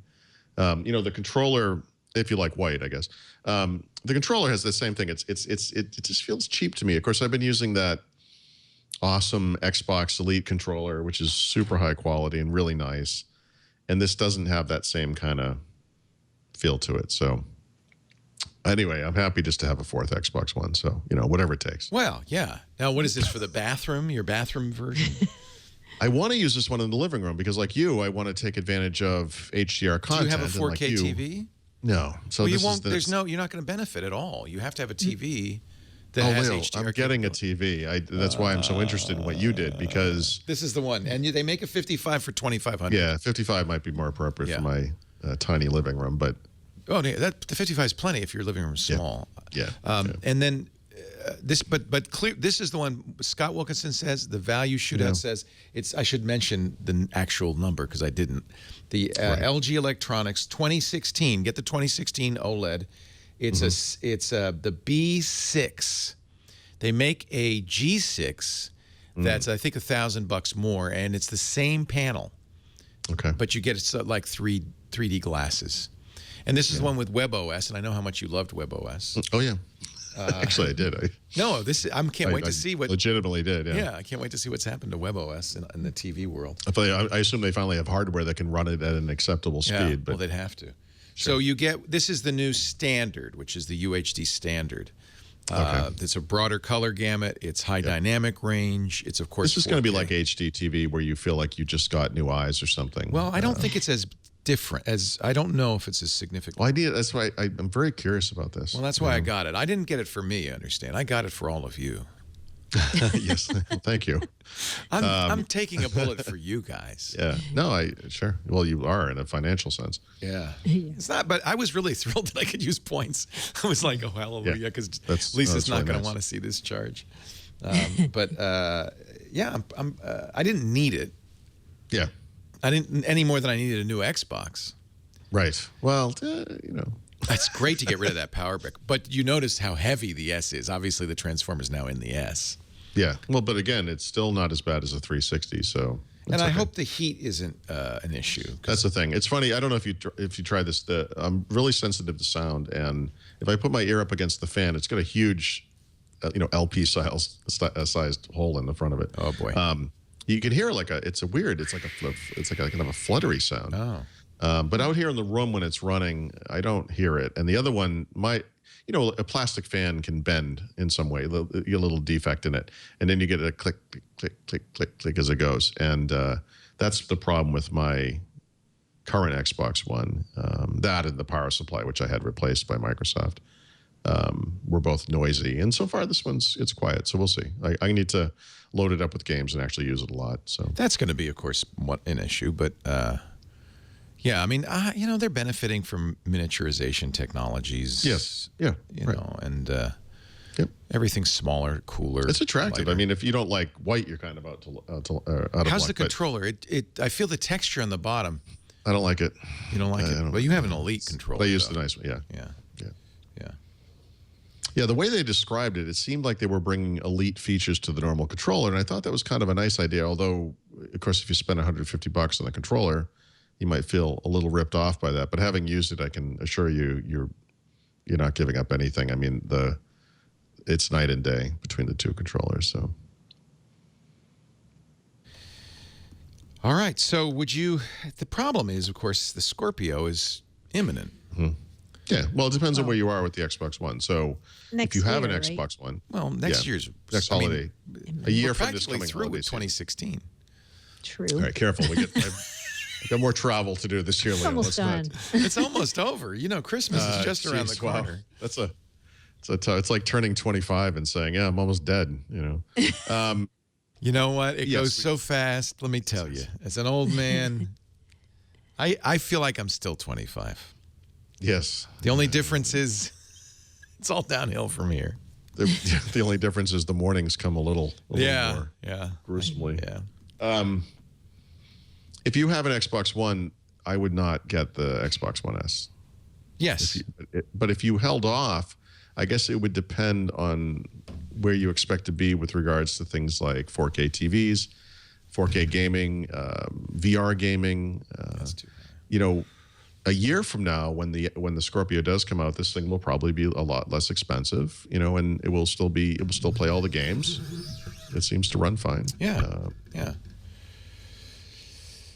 Did you hear the space shuttle landing sound? Is that why you made that? Yeah, what was that? Did you hear that? Sometimes I forget that when I move my microphone.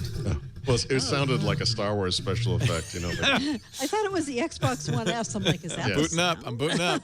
Stand back. I haven't turned it on because I wanted to save the experience for the new screensavers on Saturday. So it's just sitting there. So I think, okay, that's what I was getting at. If you have an Xbox One, wait for Scorpio. Yeah, because you're making this investment, right? And there's the investment in the device, which you hopefully want to own for as many years as you can, but the software investment remains, and that's what's kind of nice. And so if you do go to an Xbox One S, if that's your decision, if you do go to a Scorpio, everything you bought in the past will come forward with you. So I think that's the important part. And over time, that cost of that console will probably be the cheapest part of the equation, in the sense that you'll spend much more on the games. If you're a real gamer. Well, and but we don't have to rebuy. We already bought. Right. Yeah, they just come along with you. It's neat. So. Yeah. All right. Am I getting? But God, did they take a long time to win? But Mary Jo, it's apartment sized. That's what everyone's saying. They're like, it's small, so you should get one now. It's pretty small. Yeah. It's but a then I'd have size. to get a TV. Well, yeah. Who needs a TV? No one. Just have it sit there and make Star Wars sounds in your living room. Exactly. And you'll be with all the hip kids. You could get like a small, I wonder if anybody's done this, like a dedicated gaming, like a 30-inch little monitor on top of it or something. Or just put it on top of it, like a little clamshell thing. Yeah. Yeah, people do stuff like that with Sure, people consoles. do. Yeah, for the bedroom version, stuff like that. Mm-hmm. So Marsworm is saying, and you would probably agree, Paul, install the updates before I try to demo it, because that's going to take a while. How much updating was there? Yeah, here's what to do, because I just ran through this morning. Yeah. Initial install, you know how the Xbox works. You can't say, I'll do the update later. You have to install it. And so it's really frustrating, because that's how I watch TV. And especially the last few days, there have been 400 megabyte downloads. I'm trying to watch. Because you're probably in the preview program. Is that what you're talking about? Yeah. Yeah. Does this automatically become part of the preview program, or No, it didn't for me. I think that's console based. I don't want to be in the preview program anymore. Yeah. Well, you'll love these. I want to watch TV. So actually, this is kind of goofy. I didn't mention this earlier, but when you run setup, of course, there are pictures of Xbox Ones in setup. There'll be a picture of the console, there'll be a picture of a controller. The initial setup, though, it's the old version of the console, and it's kind of weird because you get this nice white pretty console, and it's the old clunker-looking thing, and it's like, oh, that's weird, But at the fifth or sixth part of setup, it says, oh, you have an update, and you have to install it. You can't skip it. And after that installs and it reboots, the console pictures all change to the white console. So part of the update is updating the graphics and setup. If you go all the way through setup after that, you can go into settings, system, and then there's a reset function. And that will go through initial setup just like it's the first time. But now the update's already been applied. So the graphics are updated for one thing. But most important, you don't have to do the updates. So yes, you should do the updates first, reset it, and then you can film from there. Okay. Also, there's probably going to be a controller update. I had to do that. Oh, yeah. That's where you hook it up into the USB port. No, actually, it does it over the air now. Oh, so nice. It just detects it. In fact, I actually think this might have been in the first Xbox One. I forget. But if you think about how you have to use a controller to control setup, that the normal goofy way where you push the little button on the side and you push the button over on the console and you connect it to devices, that you can't do that. You can't make a person do that the very first thing out of the box. And so what it does is it prompts you to turn on your controller and then press the A button. And when you do that, it says, okay, this controller is configured for this machine, and that's it. And that's actually really nice. And then you can update it over the air. Good. It's a pretty good process. It makes sense. They've had how long? 2 or 3 years to 3 years, think about it. And refactoring is always a good idea when you've learned your lessons. Yeah. And now you can make it a little bit better. But not enough, again, I want to reiterate, not enough better to run out and get one if you already have an Xbox One. No. I mean, who that would want an Xbox One doesn't have one yet, I guess would be my question. I don't know. Who would that be? I mean, there were some downsides. So, some people might have, they might have bought into the Xbox 360 late, or they just had a lot of Xbox 360 games. They've added backwards compatibility, so that equation changes. Maybe the Xbox finally died. I don't Back know, to the initial school console. too, right? Like people who are taking their kids to school might say, "Oh, you know what? Let me get one. Throw it in there." Yep. All right. Job cuts. My sense, I said, somebody came running in. Oh my God, they're cutting more jobs at Microsoft. I said, these are just the remainder of the Nokia acquisition. They're just shuffling off the dead cells. Yeah, it's like when you clean the floor and then later you notice over in the corner there's a little bit of dust. Yeah. No, I'm sorry, I shouldn't make light of something like this. No, No, somebody we lost should their not. job, and we shouldn't mock No, it. we should not Yeah. joke. Although they probably had ample warning, right? I mean, didn't Microsoft say this was coming? If you're doing anything related to phone at Microsoft, especially outside of Redmond, I think you might. Flee. Yeah. might have Were been these people? looking Where were elsewhere. these people based mostly? I think a lot of them were in Finland. So this is 2,850 more jobs on top of the 1,850 that they said earlier this year they were going to be cutting. So Yeah. somebody said to me when a little this was schmutzy. announced last week, I didn't even know there were that many people left connected with Windows Phone. By the way, at Microsoft. that's a fair statement, and these are people who, by and large, probably were not related to anything with like OS development. These were Right. literally former Nokia employees who were Yes. hardware related or whatever. And Right. it is it's hard to tear down know. something that big. I guess it's I know. amazing. It's Plus- amazing that it's plus, still out there. In this group of the 2,850, 900 of those people are actually in Microsoft sales that are not connected with phone at all. So when Microsoft announced that Kevin Turner was leaving as the COO and they kind of reorged the sales and marketing department, they said there would be some cuts, or at least hinted there would. So there are 900 people in that group who are sales and not phone people. But still, it's a lot of phone people still there and still people being cut. And actually, the sales thing makes sense if you think about how they like you said, they completely restructured how that stuff works. They did. The sales people for individual products would now probably be under those individual product teams, and so there were probably some people out who were just Kevin Turner people essentially. Yeah. Plus, in reality, as we know, since we just went to the partner conference, Microsoft Salesforce is their reseller partners. There are people at Microsoft who work in sales, don't get me wrong, but the majority of how Microsoft goes to market and sells is through partners and has been for years. So yes, there are dedicated salespeople on the staff, and some of these people are losing their jobs too. But it's not Microsoft sales. I don't even know the size of the entire sales org, but it's not gigantic for a company that's the size of Microsoft. It's not a huge number of people. Right. So yeah, it's never fun to write about job cuts. No. People, And I apologize. I was a little insensitive. I shouldn't joke around about it's that. just. I made the joke. No, the phone thing. It's just somebody said, "Wow, the gift that just keeps on giving from Yeah. Microsoft." Well, Man, it's hard not to go down that path with Windows Phone. It is. And, it is. And are they done cutting jobs in phone? Is there anyone left to cut? I don't know. I don't know who's left at this point. Yeah. Okay. But we're still hearing they are going forward with Surface Phone. So this is going to be interesting if in fact this comes to market next year, because it will mean definitely that Microsoft is not actually manufacturing these phones, right? They've sold off and gotten rid of all the manufacturing capacity they had for phones. So if they do come out with Surface Phone, what they'll be doing is designing the phone and then just handing it off like they do with Xbox and have somebody else build it and do all the manufacturing side, which is good. There's no money to be made in making handsets. There's no margins. There's no money. No. right. And okay, so it doesn't mean the end of, say, a Surface Phone or some other platform. Doesn't but Apple necessarily. doesn't have manufacturing, Right. and they make hundreds of millions of phones. They make year. a few phones. A few. Yeah, one or two. Yeah. Okay. So yeah, I think, and they have said we're going to continue to go forward with Windows 10 mobile. Like, this is not the end of the operating system. It's not the end of us being in the mobile market.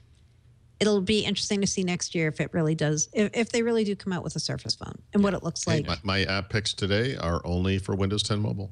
Nice. See, you. You're a loyalist, Paul, and that's what we like about you. Yes. As the pub gets leaner, Paul gets stronger. I'm just sitting on that island by myself with my samurai sword, fighting the war. Speaking of mobile, Cortana for iOS and Android. Yeah. So Microsoft calls these things photo reminders. In use, what they really are reminders that also have a photo. So I'm not really, it's not really, I don't know if the phrase photo reminders summons some kind of imagery for you, but it kind of did for me, and it's not really like that. But if you use Cortana, you know that these reminders that you can set through Cortana are kind of independent of other things. You know, they're not related to your calendar and Outlook calendar or whatever. They're just Cortana things. But because Cortana is everywhere, you can get these reminders anywhere. And so if you have a time-based reminder or a place-based reminder, which is kind of cool, those things can pop up on the appropriate device, including a Windows phone or an Android phone or an iPhone. And on Android and iOS, Cortana was updated in recent days separately. They actually happened separately, but to support a couple of things, including those that cross-device support, and also photo reminders, which again is just the ability to create a reminder and add to the many things you can add to a reminder a photo. And so maybe you're in a store and you say, oh, I want to order that on Amazon or something later. You can take a picture and say, you know, don't forget to go buy this on Amazon or whatever that thing may be. And the photos eventually will show up on every platform. I don't actually see them in Windows. You know, I was playing with this when I was in France, and you can do reminders on the phones, but when I got the reminders on Windows PC, the photo doesn't show up. So maybe that's an update waiting to happen on that side. But it is free and available now if you have Cortana on Android or iPhone. I'll have to try this for beers. Yeah, exactly. Take a picture and send it over. Remind myself of what I liked. You can literally do, if you have a place where you buy beer, you can make a reminder that will remind you when you're near that place.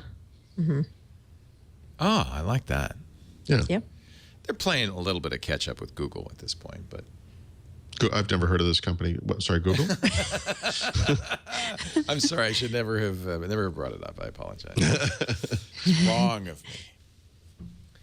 It's like another Yahoo. Is that what you Yeah, described? very much. Yeah, exactly like Yahoo. Okay. Exactly. Yeah, a few things happened while you were gone, Paul, actually. I know. Yeah. Donald Trump was elected president. No, geez. You'll be happy to hear. I know that didn't happen because I came home. You were just looking for an excuse, weren't you?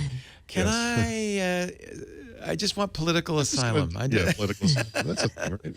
Asylum. Can you go in Notre Dame and just say, asylum, and they never throw you out? My last name, they would take me into France immediately. Oh, you are Thurrott. Bienvenue. Tu es français.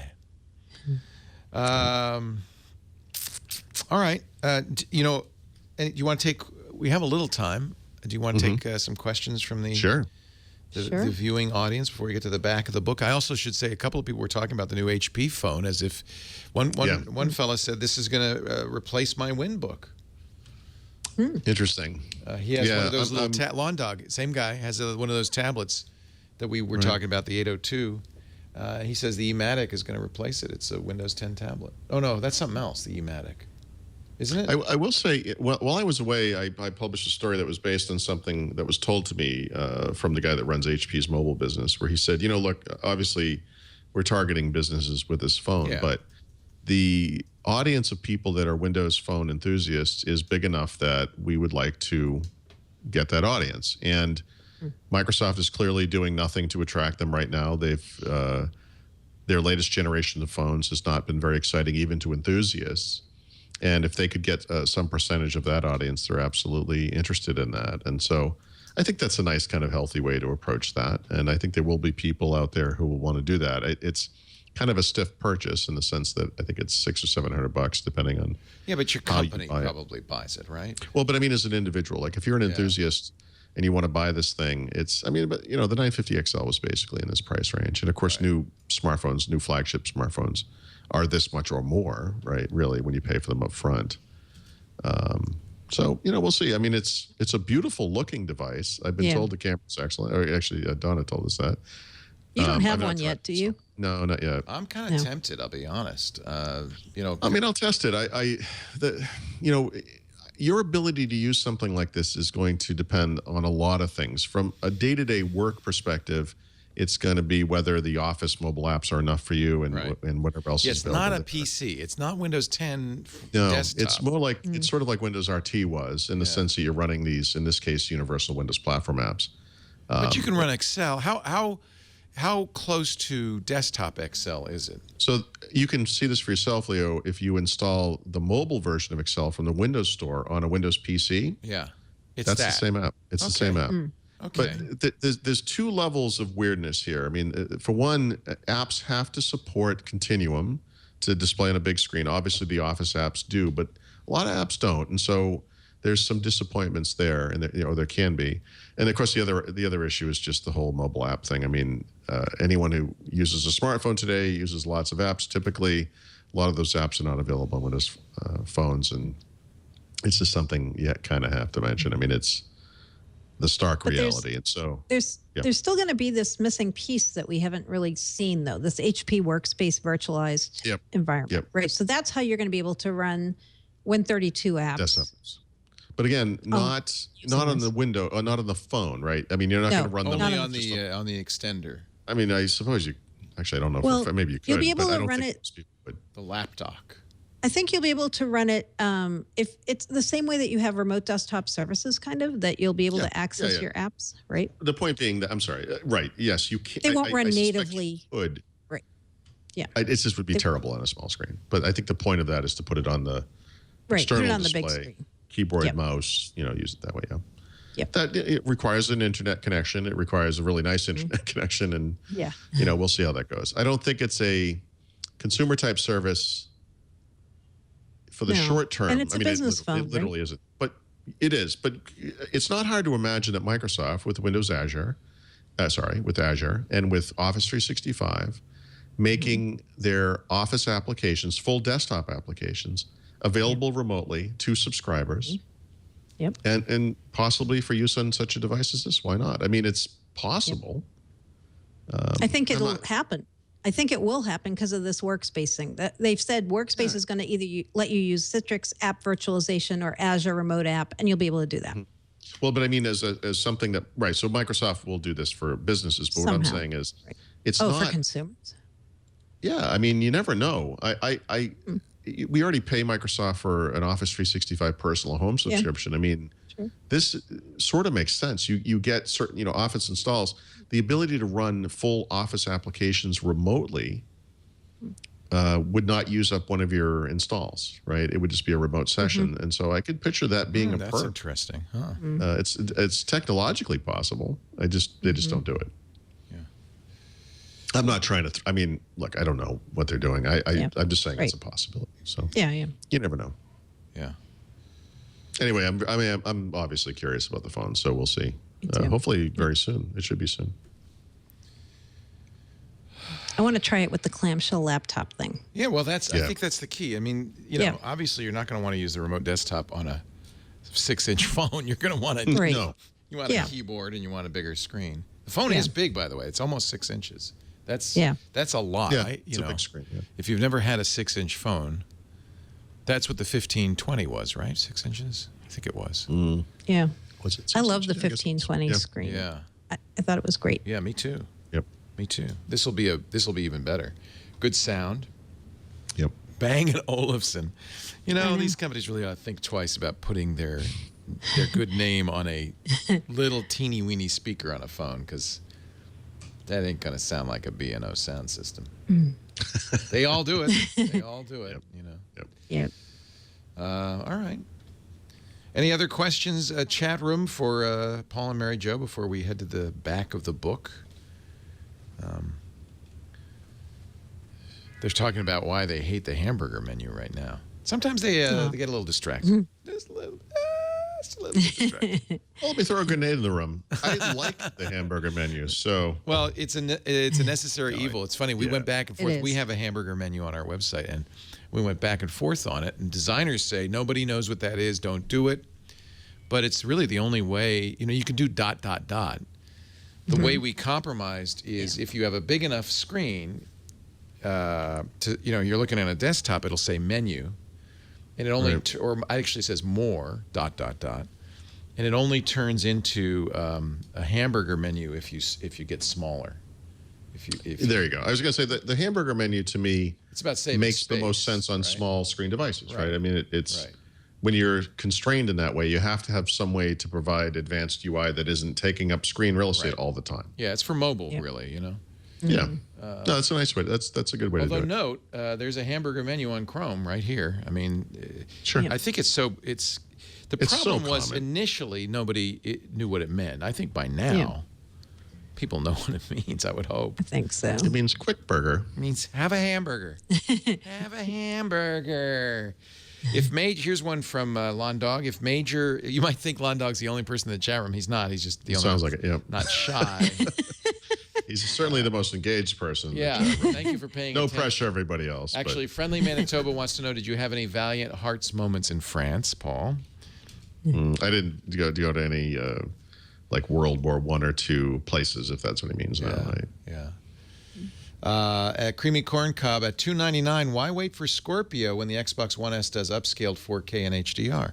But it doesn't do it in games, right, Paul? I mean, you're not going to see any change in games, or are you? Right. No, I don't know. I mean, it will. Your TV would upscale it. Yeah. Right. I don't believe it upscales games at all. Yeah. It doesn't need to because the TV has a scaler in it. Yeah. The Scorpio will support 4K gaming. There's been a lot of contention over that phrase because obviously, given that the Xbox One today doesn't even really do 1080p typically in a real game, how could it be possible the next gen one would do actual 4K? But I think anything north of 1080p, and if you have dynamic resolution scaling, which games like the Halo games do that, is fine. And so this is the thing we used to talk about when this was just a theory, and now we know it's a reality. The ability for developers to write one game and have it scale to the different consoles is cool. And so if it looks better on the Scorpio, whatever that might mean, that's still kind of a benefit. Yeah. LonnDawg's asking a question I think a lot of people are wondering about, and we've addressed many, many times. But if now we're all on Windows 10, we're going to see major updates annually, and that's it. No Windows 11. This is it. Oh, we don't know, but that's what Microsoft says. As far as we believe. Yeah. I think for the time being. When they'll change it is when HoloLens comes out and you want the new augmented reality Windows 10 or something like that, or make that 11. Or when they put out that subscription Windows thing, we all know they're really going to do. That's the secret They'll plan. just call it something else. Software as a service. Yeah. Well, you have the subscription model. You're just not paying for it right now. You have it for free. But I could see them going forward. Certainly, they're doing it already, really, in effect, in enterprise, right? Yeah, we're going to talk about that in the picks. Oh, good. Okay. Yeah. I don't understand why they are even bothering with this. Like, it seems to me that Windows 10 free upgrade should just be forever. Who cares? That's going to peter out anyway. And if you bring over people from Windows 7 to Windows 8 a year from now, why isn't that just a positive thing? What's the difference? No one goes and buys Windows anyway. Why even have the pretense of charging for it? You pay for Windows when you buy a PC. This system has always worked. You don't have to change anything. Just make it free for upgraders. Upgrade the world. Yeah, I think so. And you just have to rejigger your revenue model because if they really come out with some consumer subscription software plan for Windows and it's literally only Windows, that's the day you realize these guys don't get it. That makes no sense. No one is ever going to subscribe to Windows. They're kind of, I'll be honest, they're kind of in trouble at this point because I think operating system matters less and less. Well, but I think they know that, though. They know that. Yeah, I was going to say. They're selling Microsoft isn't in trouble. Microsoft is already making the transition. Yeah. That model. I shouldn't say they are. Right. That model is in trouble because nobody's going to buy it. Windows as as the prime revenue generator, Microsoft is something that disappeared a long time ago. Right. It's still it's obviously a viable and they've huge moved business. on. We haven't. Right. Our minds haven't. Yes. It's not right. So I think the three of us, because things have been this way for so long, have a hard time. You're almost reminding ourselves, this is a huge company. They've moved on. Right. So I think and I was talking. I've been saying for a while. Most people, even in business, I would guess, can get along with Chrome OS, a browser, or even Linux. And one of the reasons And, so I was talking about this with the guy who wrote Ruby on Rails on Monday on Triangulation, David Heinemann Hansen. He said the reason you can live with desktop Linux now is because all you really use is the browser. And he has a good point. You put Chrome on it, and it's like Chrome It's a OS. Chromebook with slightly better file access. And And so, and most of what we do now business is a little different, I admit, but that's why Microsoft's moving in that, the only thing I would say to that is just, and go ahead. But I think for normal people, you buy a Windows PC, it doesn't really cost anymore, and you don't maybe use the browser 90% of the time, but you still have that stuff to fall back on if you need it. Yeah, no. And I still think there's some benefit to that. I realize that's not ever something that they're going to use in an ad for Windows. I mean, that's not the way that they want you to think of it. But if you're going to go to that approach where you're saying, well, we do most of the stuff in the browser, use a Chromebook, use Linux. It's like, well, hold on a second. I mean, for the same amount of money or a little bit more, you do get the benefit of, you could run iTunes, if you wanted to. Yeah, you also, the trade-off is you also get complexity, you get security issues, you get a lot more that you have to pay attention to. And so if you need it, you're going to do it. If you're a gamer, but this is you're going to do it. If the you're reason doing Microsoft's trying to simplify Windows is trying to make it more secure. It's just the argument is only subtly different than it was years ago. But you pay for the the capability with complexity. Right. Yeah. Not with money. I agree with you. Yeah. I have a couple of questions on Twitter. Should I throw them out there? Yeah. Sure. Yeah, we got a few more minutes, and then we'll wrap All it right. up. Yep. Woeful says, any new word on that messaging everywhere UWP Skype app coming for Xbox? That's August, isn't it? I thought they were explicit that would come in August. On Xbox. Okay, no. Yeah, Sorry. Not an Xbox. The Xbox one. Because the UWP Skype app that has messaging everywhere is in preview on Windows 10 anniversary. We have that already. It actually has messaging everywhere yet. I think that's what's coming. I thought it was. I thought it didn't, but I. Oh. Okay, sorry. Okay. Xbox, I don't know. Yeah. Sorry. Yep, he's asking Xbox. And then somebody's asking, are we going to talk about the new Skype bot announcement? Steve Gill says, any updates on the Skype bots that Microsoft just released? So today, Microsoft released, actually, their blog post makes it look like 3 or 4, but there were more like 10 or 12, maybe even more new bots that are part of Skype across all different platforms. There's an if this and that bot that they have now. There's a Spock bot, Nice. StubHub. What else did they have? Foursquare, Skyscanner, which is a flight bot. So there's a whole bunch of new bots that are available in Skype. If you go to Skype and you look in the corner of your Skype app, you see a little thing that looks like a robot, and it will show you in the version of Skype that you're using all the bots that are now available to you through Skype. The one thing I will note is I've had a couple people say on the latest build of Windows 10 Mobile, these are not working. So there's a bunch of them that are broken. They, I think, literally just shipped an update to that on Windows 10 Mobile, and I wonder if that fixes it. Okay, because they all tried them this morning on Windows 10 Mobile on the latest Insider Preview, and they're not working. Okay, so literally since then, there's been a new version of it. I'm not saying it fixes it, but it came out during the show, I think. I just got it. Oh, good. Great. Excellent. What else? Anybody else? Anything about dictionary support for the Edge browser, Roderick asks. Dictionary support. I'm wondering if he means an Edge extension. Maybe? You mean to highlight a word and get a definition? Maybe he's not explaining it, so I don't know Sounds about like a Cortana kind of thing. Doesn't Ask Cortana do that already? Yeah, and also the new there's some new capabilities that they announced recently for Office 2016, where they're going to have all these more intelligent add-ins like Researcher and Editor. Maybe he means that. Not sure. Sorry, Roderick. We don't know what you're talking about.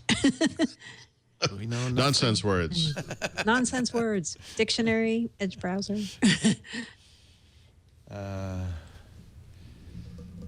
Windows 10 phone, LonnDawg. LonnDawg. LonnDawg wants to know. Who is that? We're going to have to block this guy. No, He had a lot of coffee today. He's very, no, you know what? He's a really, always been a Windows guy and very interested in this stuff. So, you know. By the way, BattleCam is saying that the 1S will do HDR for gaming as long as the developer adds the HDR content. That makes sense. The 1S will do what? HDR if the content. Gaming, yes, that's right. If the content's that's right. there. Yep, It's that's right. Processor's not fast enough, I would imagine, to do 4K. Right. Yeah, so the Gears of War 4 will support HDR gaming. Right. Is one of the ones we know about. And HDR should look good, right? Yeah. Yeah. And the other question was, since you loved Windows Home Server so much, and Microsoft's position was, we've superseded it with Windows 10. Actually, they said it with Windows 8. All the features are there. Are we there? I mean, do you need... No, you know what? No, the home server thing is the same as with the Media Center. It's not that functionality has been replaced by other stuff in Windows. It's that most people aren't doing that stuff in Windows anymore. Right. And so if you think about Media Center, I'm talking about the way that we consume, video content, TV shows and movies. Or with Home Server, we're talking about what people locally would use a NAS, but really people use cloud services for, which is redundant storage. A way to store your personal information in a way that is not just backup, but is replicated, preferably across geographical areas, so that if there's some kind of a disaster somewhere, like in your home, if there was a fire or a theft or whatever, that data would be protected in some way. And so I think that, not 20 years ago, 10 years ago, 12 years ago, something like that, I always sort of imagined I'd have what was essentially like a rack-mounted server in my closet in my office, and I'd have all these, data drives and servers and things. And the truth is, the way the world's evolved is you don't really need to do that stuff locally anymore. Yes, Windows 10 and Windows 8 actually has a lot of the data duplication stuff for the file system. If you want to do this kind of stuff, you can do it. I use a NAS instead of a home server now. That's my position. Is everything's been replaced by other solutions. It's just simpler. If you need a media server, there's Plex. If you need backup, there's a NAS. This is if you're. I think at some point it made some sense for some Microsoft guys in particular. You want to take some of the technologies you're using at work, implement them at home. It sort of makes you more well-rounded for that kind of stuff. These days, I think the general consensus, is that a lot of times we're implementing technology at work or home that is not really necessary, and that we're kind of forgetting what the point of this is. If the point is to store videos or your memories via photos or whatever, having a bunch of hard drives in a box in your house is maybe not necessarily the best way to go, especially attached to a complex Windows server system or whatever. So I just think, again, I know there's going to be some subset of people who love that stuff and they disagree with it strongly, but I think for the broader world, most of us have moved on. LonnDawg actually says he's paying particular attention to this show and has his customers watching as well because of the Windows 10 anniversary update. And he knew they would be interested, so that's why he's asking on their behalf. I have one from Roberto Vesquez, who says, any update on UWP apps already available for Xbox? I think there are some already. The Microsoft Movies and TV app is universal. The Groove app will be. If you're in the preview, you can get that one now. But then some third-party apps too, right? Didn't that just happen? The first. Yeah, or did they say they're going to be next month? I think they said something like people. Yeah, so that's third-party apps. Like, in other words, third-party apps made by any developer. Sometime this month, Microsoft will document how any developer can submit apps to the store that can go to Xbox. Today, it's a very curated process where you have to be either Microsoft or some major, Netflix type company. Yep. So that stuff's coming. But I think I know there already are some UWP apps in the store on the Xbox, including some that ship with it. And then I thought there were some third-party ones. I didn't know if they were ready yet for the third-party ones or if they were still to come. I thought there were. I mean, I know movies and TVs it is. If you look at that app on Xbox One, it's the Windows 10 app. It's the same app. Okay. Let's take a break. This would be a good time to prepare yourself for the back of the book. There will be beer. There will be in about There will be. Yes. 20 minutes. Maybe some Beaujolais while we're at it. Our show today brought to you by Rocket Mortgage. If you are in the process of buying a new home or you want to refinance your existing home, you probably remember with some pain the process you went through last time. If you did. It was straight out of the 19th century. Very Bob Cratchit. You know, quill pens, lots of paper, lots of shuffling, lots of weird looks, lots of going through the attic for stacks of old files. Not anymore. Rocket Mortgage brings the mortgage application process right into the 21st century because, get ready for this, it's entirely online. You do it all online. You can, and not only that, you can easily share your bank statements, your pay stubs with a touch of a button. Because it's computerized, they can get you approved fast in minutes for a custom mortgage solution tailored right to your financial situation. And you don't even have to do it sitting at your desk. You could do it on your phone or your tablet. If you're ready to buy, if you're ready to refi, and I always say this, but it's really true. If you're house hunting, go to Rocket Mortgage and get pre-qualified because that makes you really much more desirable to the seller. If you say, no, I'm already approved. Rocket Mortgage is at Quicken Loans, so you know they're good. QuickenLoans.com/Windows. I'm pretty sure Quicken Loans is like one of the biggest, if not the biggest, mortgage brokers in the country. They're really good. QuickenLoans.com/Windows. Rocket Mortgage, designed for you, the tech elite. Because you want to do it all online. Equal housing lender licensed in all 50 states. NMLSconsumeraccess.org, number 3030. You can take a baseball bat to the old fax machine. You don't need it anymore. We thank Rocket Mortgage by Quicken Loans for their support. Rocket Mortgage, it's QuickenLoans.com/Windows. Paul Thurrott, Mary Jo Foley. Back of the book time. What? Why are you laughing? Why are you laughing? I prefer the name Paul Windows Thurrott. Paul Windows Thurrott. Mary Jo Hadoop Foley. Yeah. Hadoop Foley, and the back, as they say, of the book. Shall we begin with Paul's tip of the week? Sure. Why not? So we don't have an Audible pick today, right? No, but you can pick. You know what? You don't have to wait for an ad to do an Audible pick. I presume you listen to a lot of books while you're in France. Oh, boy, right? did I. Yeah. I've been listening to the same one, but the reason I mentioned it is I wrote an article at my site about my favorite Audible narrators. And obviously, number one. What a good idea. Yeah. So the top one was R.C. Bray, and I actually heard from him, which was kind of cool. But wow. Two of my favorite narrators do Stephen King stuff, and there's this new Stephen King compilation out called Skeleton Crew, which is a famous book by Stephen King, but it's read by many famous people, actors, and also great narrators. It's kind of a cool book. So I've been. And that way you get to hear a lot of different. Yeah, it's a really good one. Yeah. It has the guys that for me are kind of tied for number 2 and 3 are both represented nicely on this. Paul Giamatti's on it. Michael C. Hall. It's really, really good. This is cool. Craig Wasson's great. He was a great actor. He was that was Coach, right? Wasn't he Coach? Oh, is that who that is? I think it's Coach.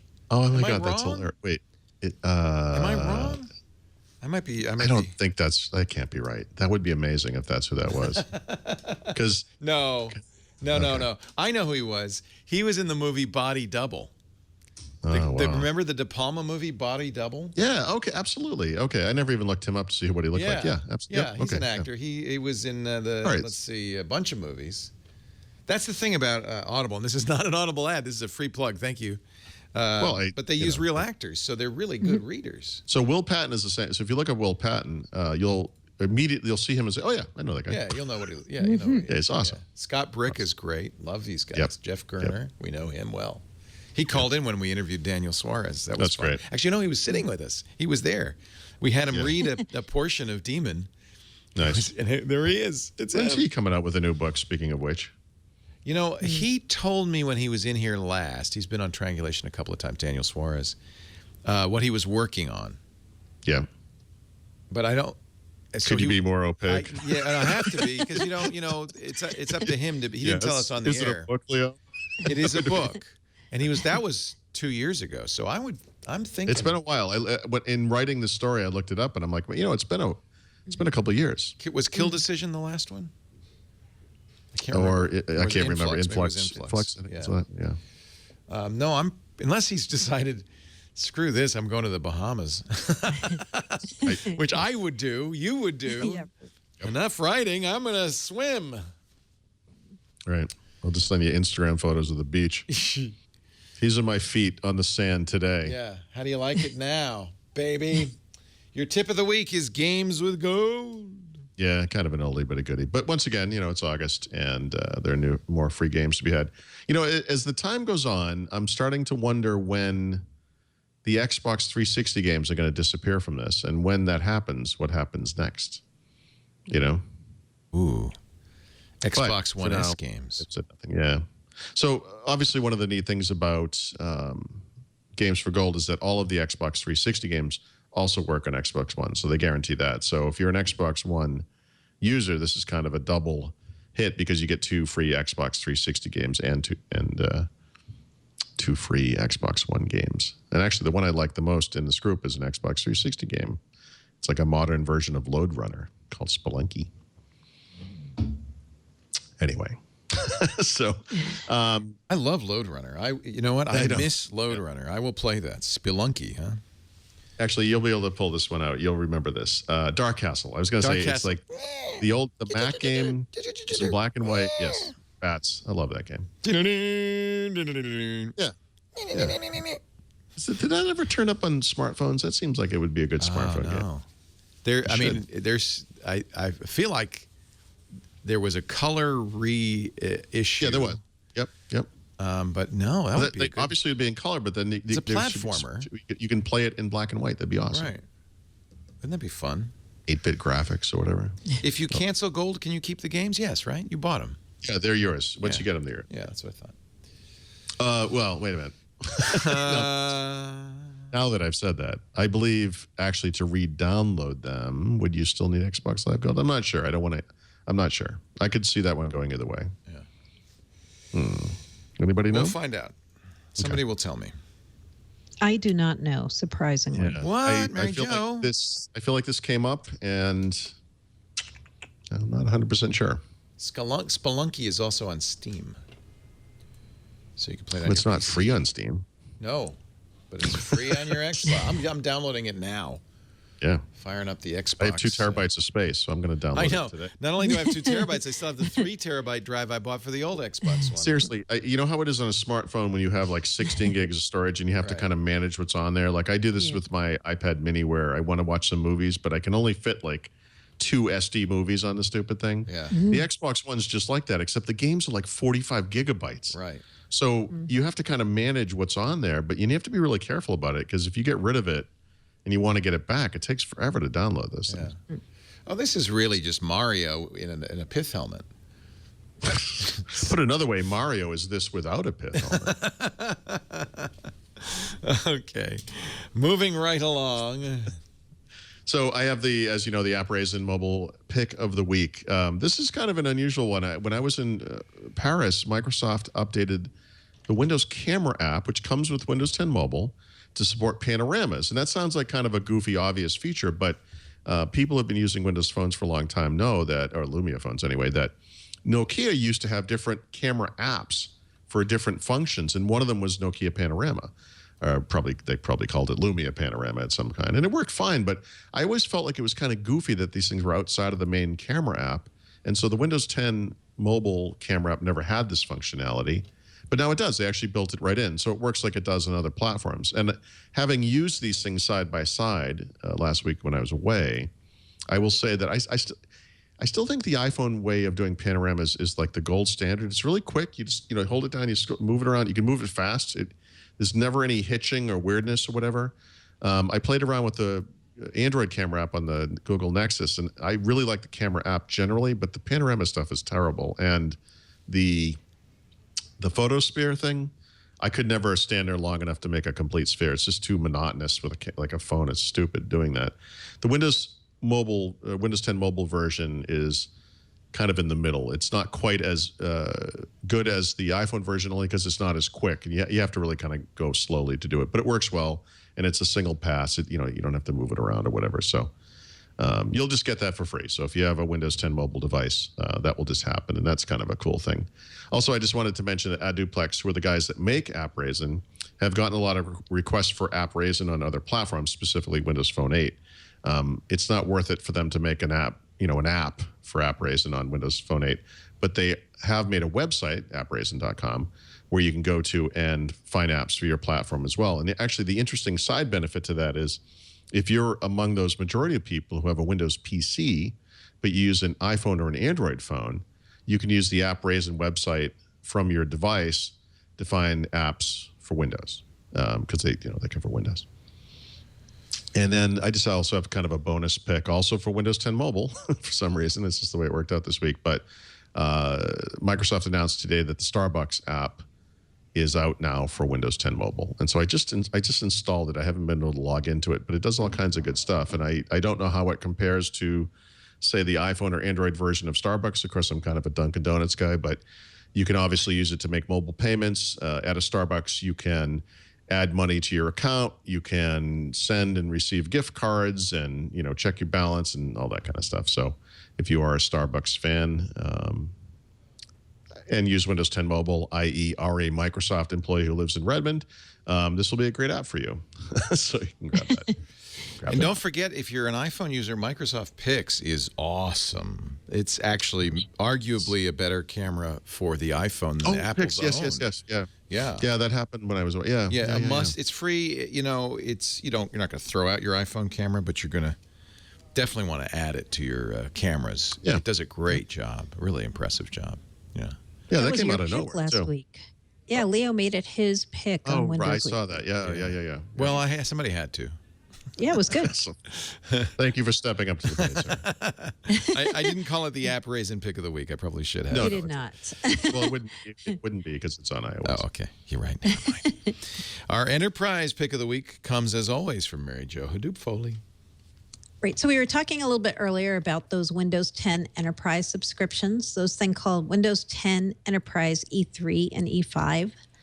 And I went back and watched the session that Microsoft did on this at the Worldwide Partner Conference. And it was really interesting to see how they position this. What they're intending to do with these subscriptions is to try to get people who are on Windows 10 Pro to update to Enterprise, which isn't really obvious when you first hear about these. These are a new subscription plan for Windows users. The E3 one we know is going to be $7 per user per month, 1 seat minimum, no seat limit, 5 device installs per user. So we knew all those basics, but I didn't know exactly who they were targeting with this new subscription plan. But who they are targeting exactly are small and mid-sized businesses who may want more security but not have to manage it themselves. They're going to sell this through their cloud solution providers primarily, and they're going to try to get this group of people who they think, they said during the session that right now only 0.5% of all small and mid-sized businesses are running Windows Enterprise at all. So they think they can get this up to 30 or try to get it up to 30. So they're going to be really, you're going to hear a lot of hard sell on this, I think, about people who are on Pro. You might want to move to these enterprise subscriptions.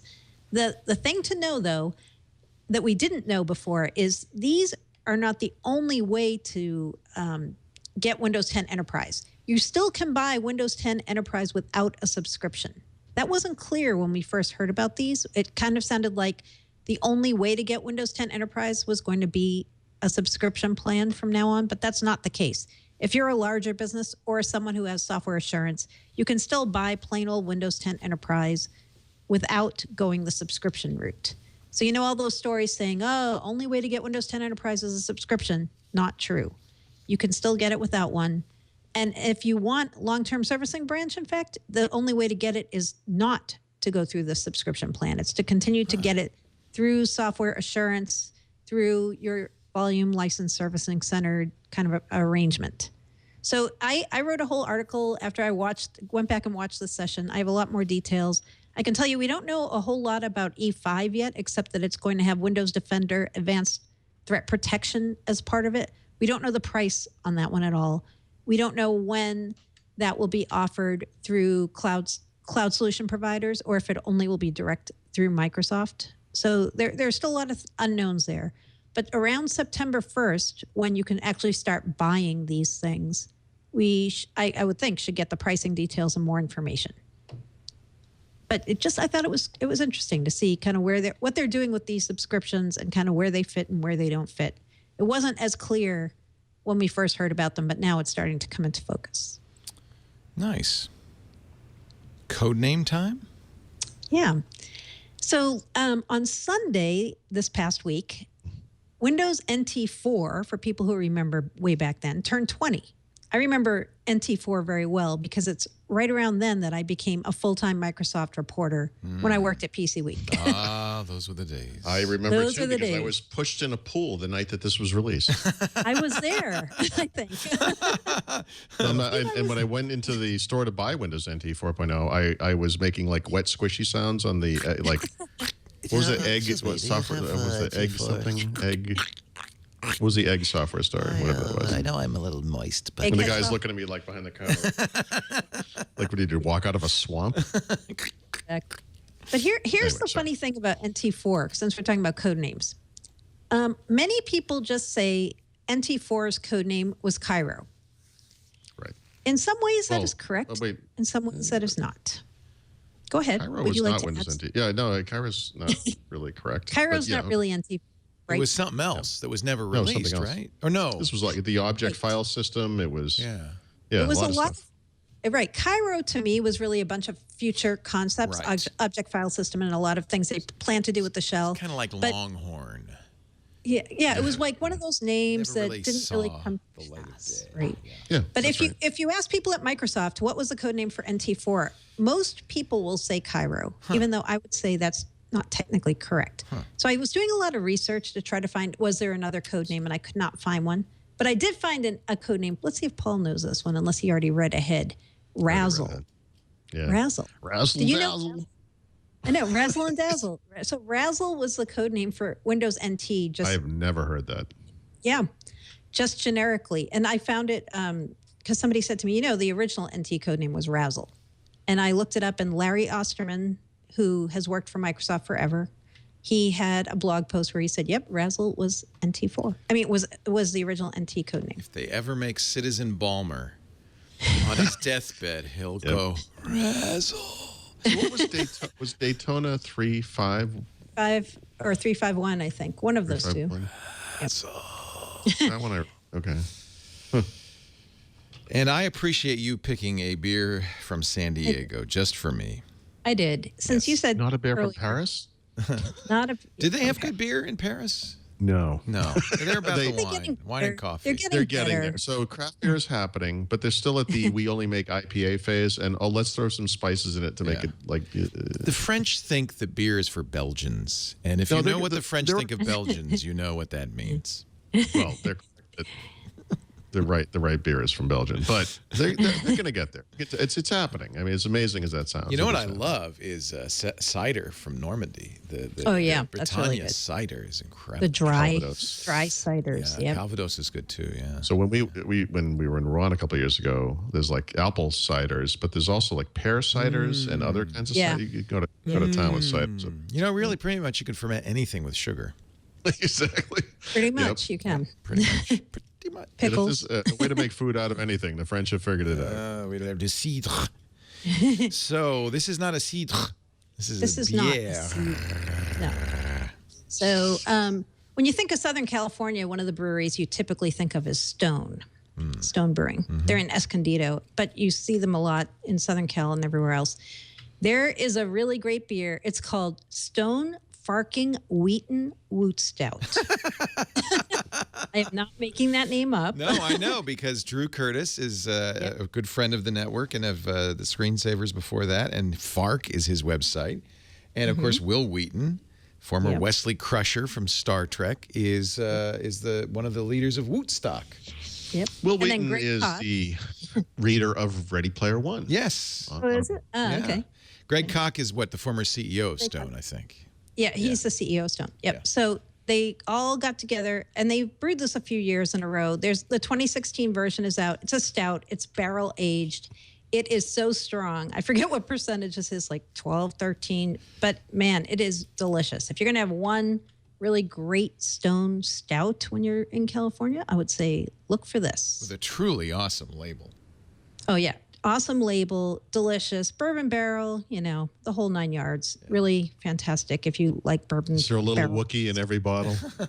There should be. You know, a lot of times you do these vanity beers and they're really not good.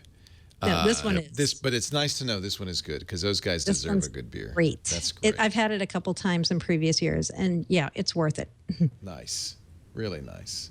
So look for your Stone beers when you're in San Diego. Great. I shall be drinking it up. Actually, it's a San Diego company that's kicking us out of the studio, so I might be looking them up too. Pay them a little visit. No, actually, I'm happy. We've got a great new studio. We'll be in there in 2 weeks. This August 21st. So we'll be Wait, here. what? 2 weeks? Wait, what? Yes. Is it really that soon? Wait, what? Yes.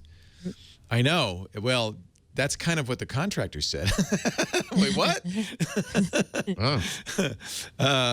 But Yeah, yes. I've seen the photos of the progress. It seemed like something further off. It does, doesn't it? It seems that way even today. I was over there yesterday, and there's ductwork coming from the ceiling, but they're working hard. And you know, our studio still looks pretty intact, but it will all be over there August 21st, our first show there, and our That's first incredible. Windows Weekly from the new studio. It might be a little rocky. Yeah. I'm okay. prepared. Will be We're August ready. 24th. So two more, is that right here? Yeah, and then the 24th will be the new one. But that's not going to change the time. Still 11 a.m. Pacific, 2 p.m. Eastern, 1800 UTC on live.twit.tv or twit.tv/live. You can also watch on demand, of course, twit.tv/WW. And if you're curious as to the state of the studio, that's a live view from our Nest Cam. And you can see how hard they're working and how rapidly they're getting it ready. It's kind of a French level quality of work. Well, it is August. I think they took the month off. Listen, so we were staying in Paris, and we witnessed the slowest work I've ever seen occur anywhere in my life. Like over the 2-week period we were there, one morning they showed up and jackhammered a 3x3 section of the pavement, put a fence around it, and they drove away. A couple days later, they came back. Some guy dug some of the stuff out, put it in a little basket thing that they use with a crane. A couple of days later, came back, put a little bit more dirt out there. 4 or 5 days later, sat there for like that for a long, long time. 4 or 5 days later, some guys came and they kind of examined the hole. They put a grating in it. There was no presumed under. It was like a bit of rebar or something. Covered it up again. Some other guys came by with a crane, took the sand away, Working here. filled in the hole. Yeah. And then seriously, at the end of this, and this seriously took. This was over 2 weeks. A ginormous truck came down the street and took away all the barriers that were blocking people from driving. Like it just. All they did was dig a hole and fill it up. They might have been in France. there at some point. I've There spotted was a worker. If you look carefully didn't? in the lower left-hand corner, I think it's a squatter. somebody huddled in a pool. Looks like he's eating lunch. Yeah. That's the new studio raised floor. He's actually somebody from our electricians, Beck. They're putting in wiring because we got to get all the wires in there. So this isn't my office. This is If you this is wait the big 10 studio. seconds, then this will be more work than I saw in France. It's very fine work. It's his head moved. Look, his head moved. My office is across the hall from there, and that's where we'll be doing Windows Weekly. But the next time you're in town, mass beer consumption will happen in this room. Yes. Well, all right. Yep. I accept that challenge. Yes, indeed. We also have on-demand versions of this show and every show we've ever done, all 477 at twit.tv/WW. You can also subscribe at your favorite podcatcher, like iTunes or the podcast app on your Windows phone or on Windows or, we're everywhere. Just subscribe. That way you'll get it every single episode. You'll find Thurrott at, logically enough, Thurrott.com. THURROTT.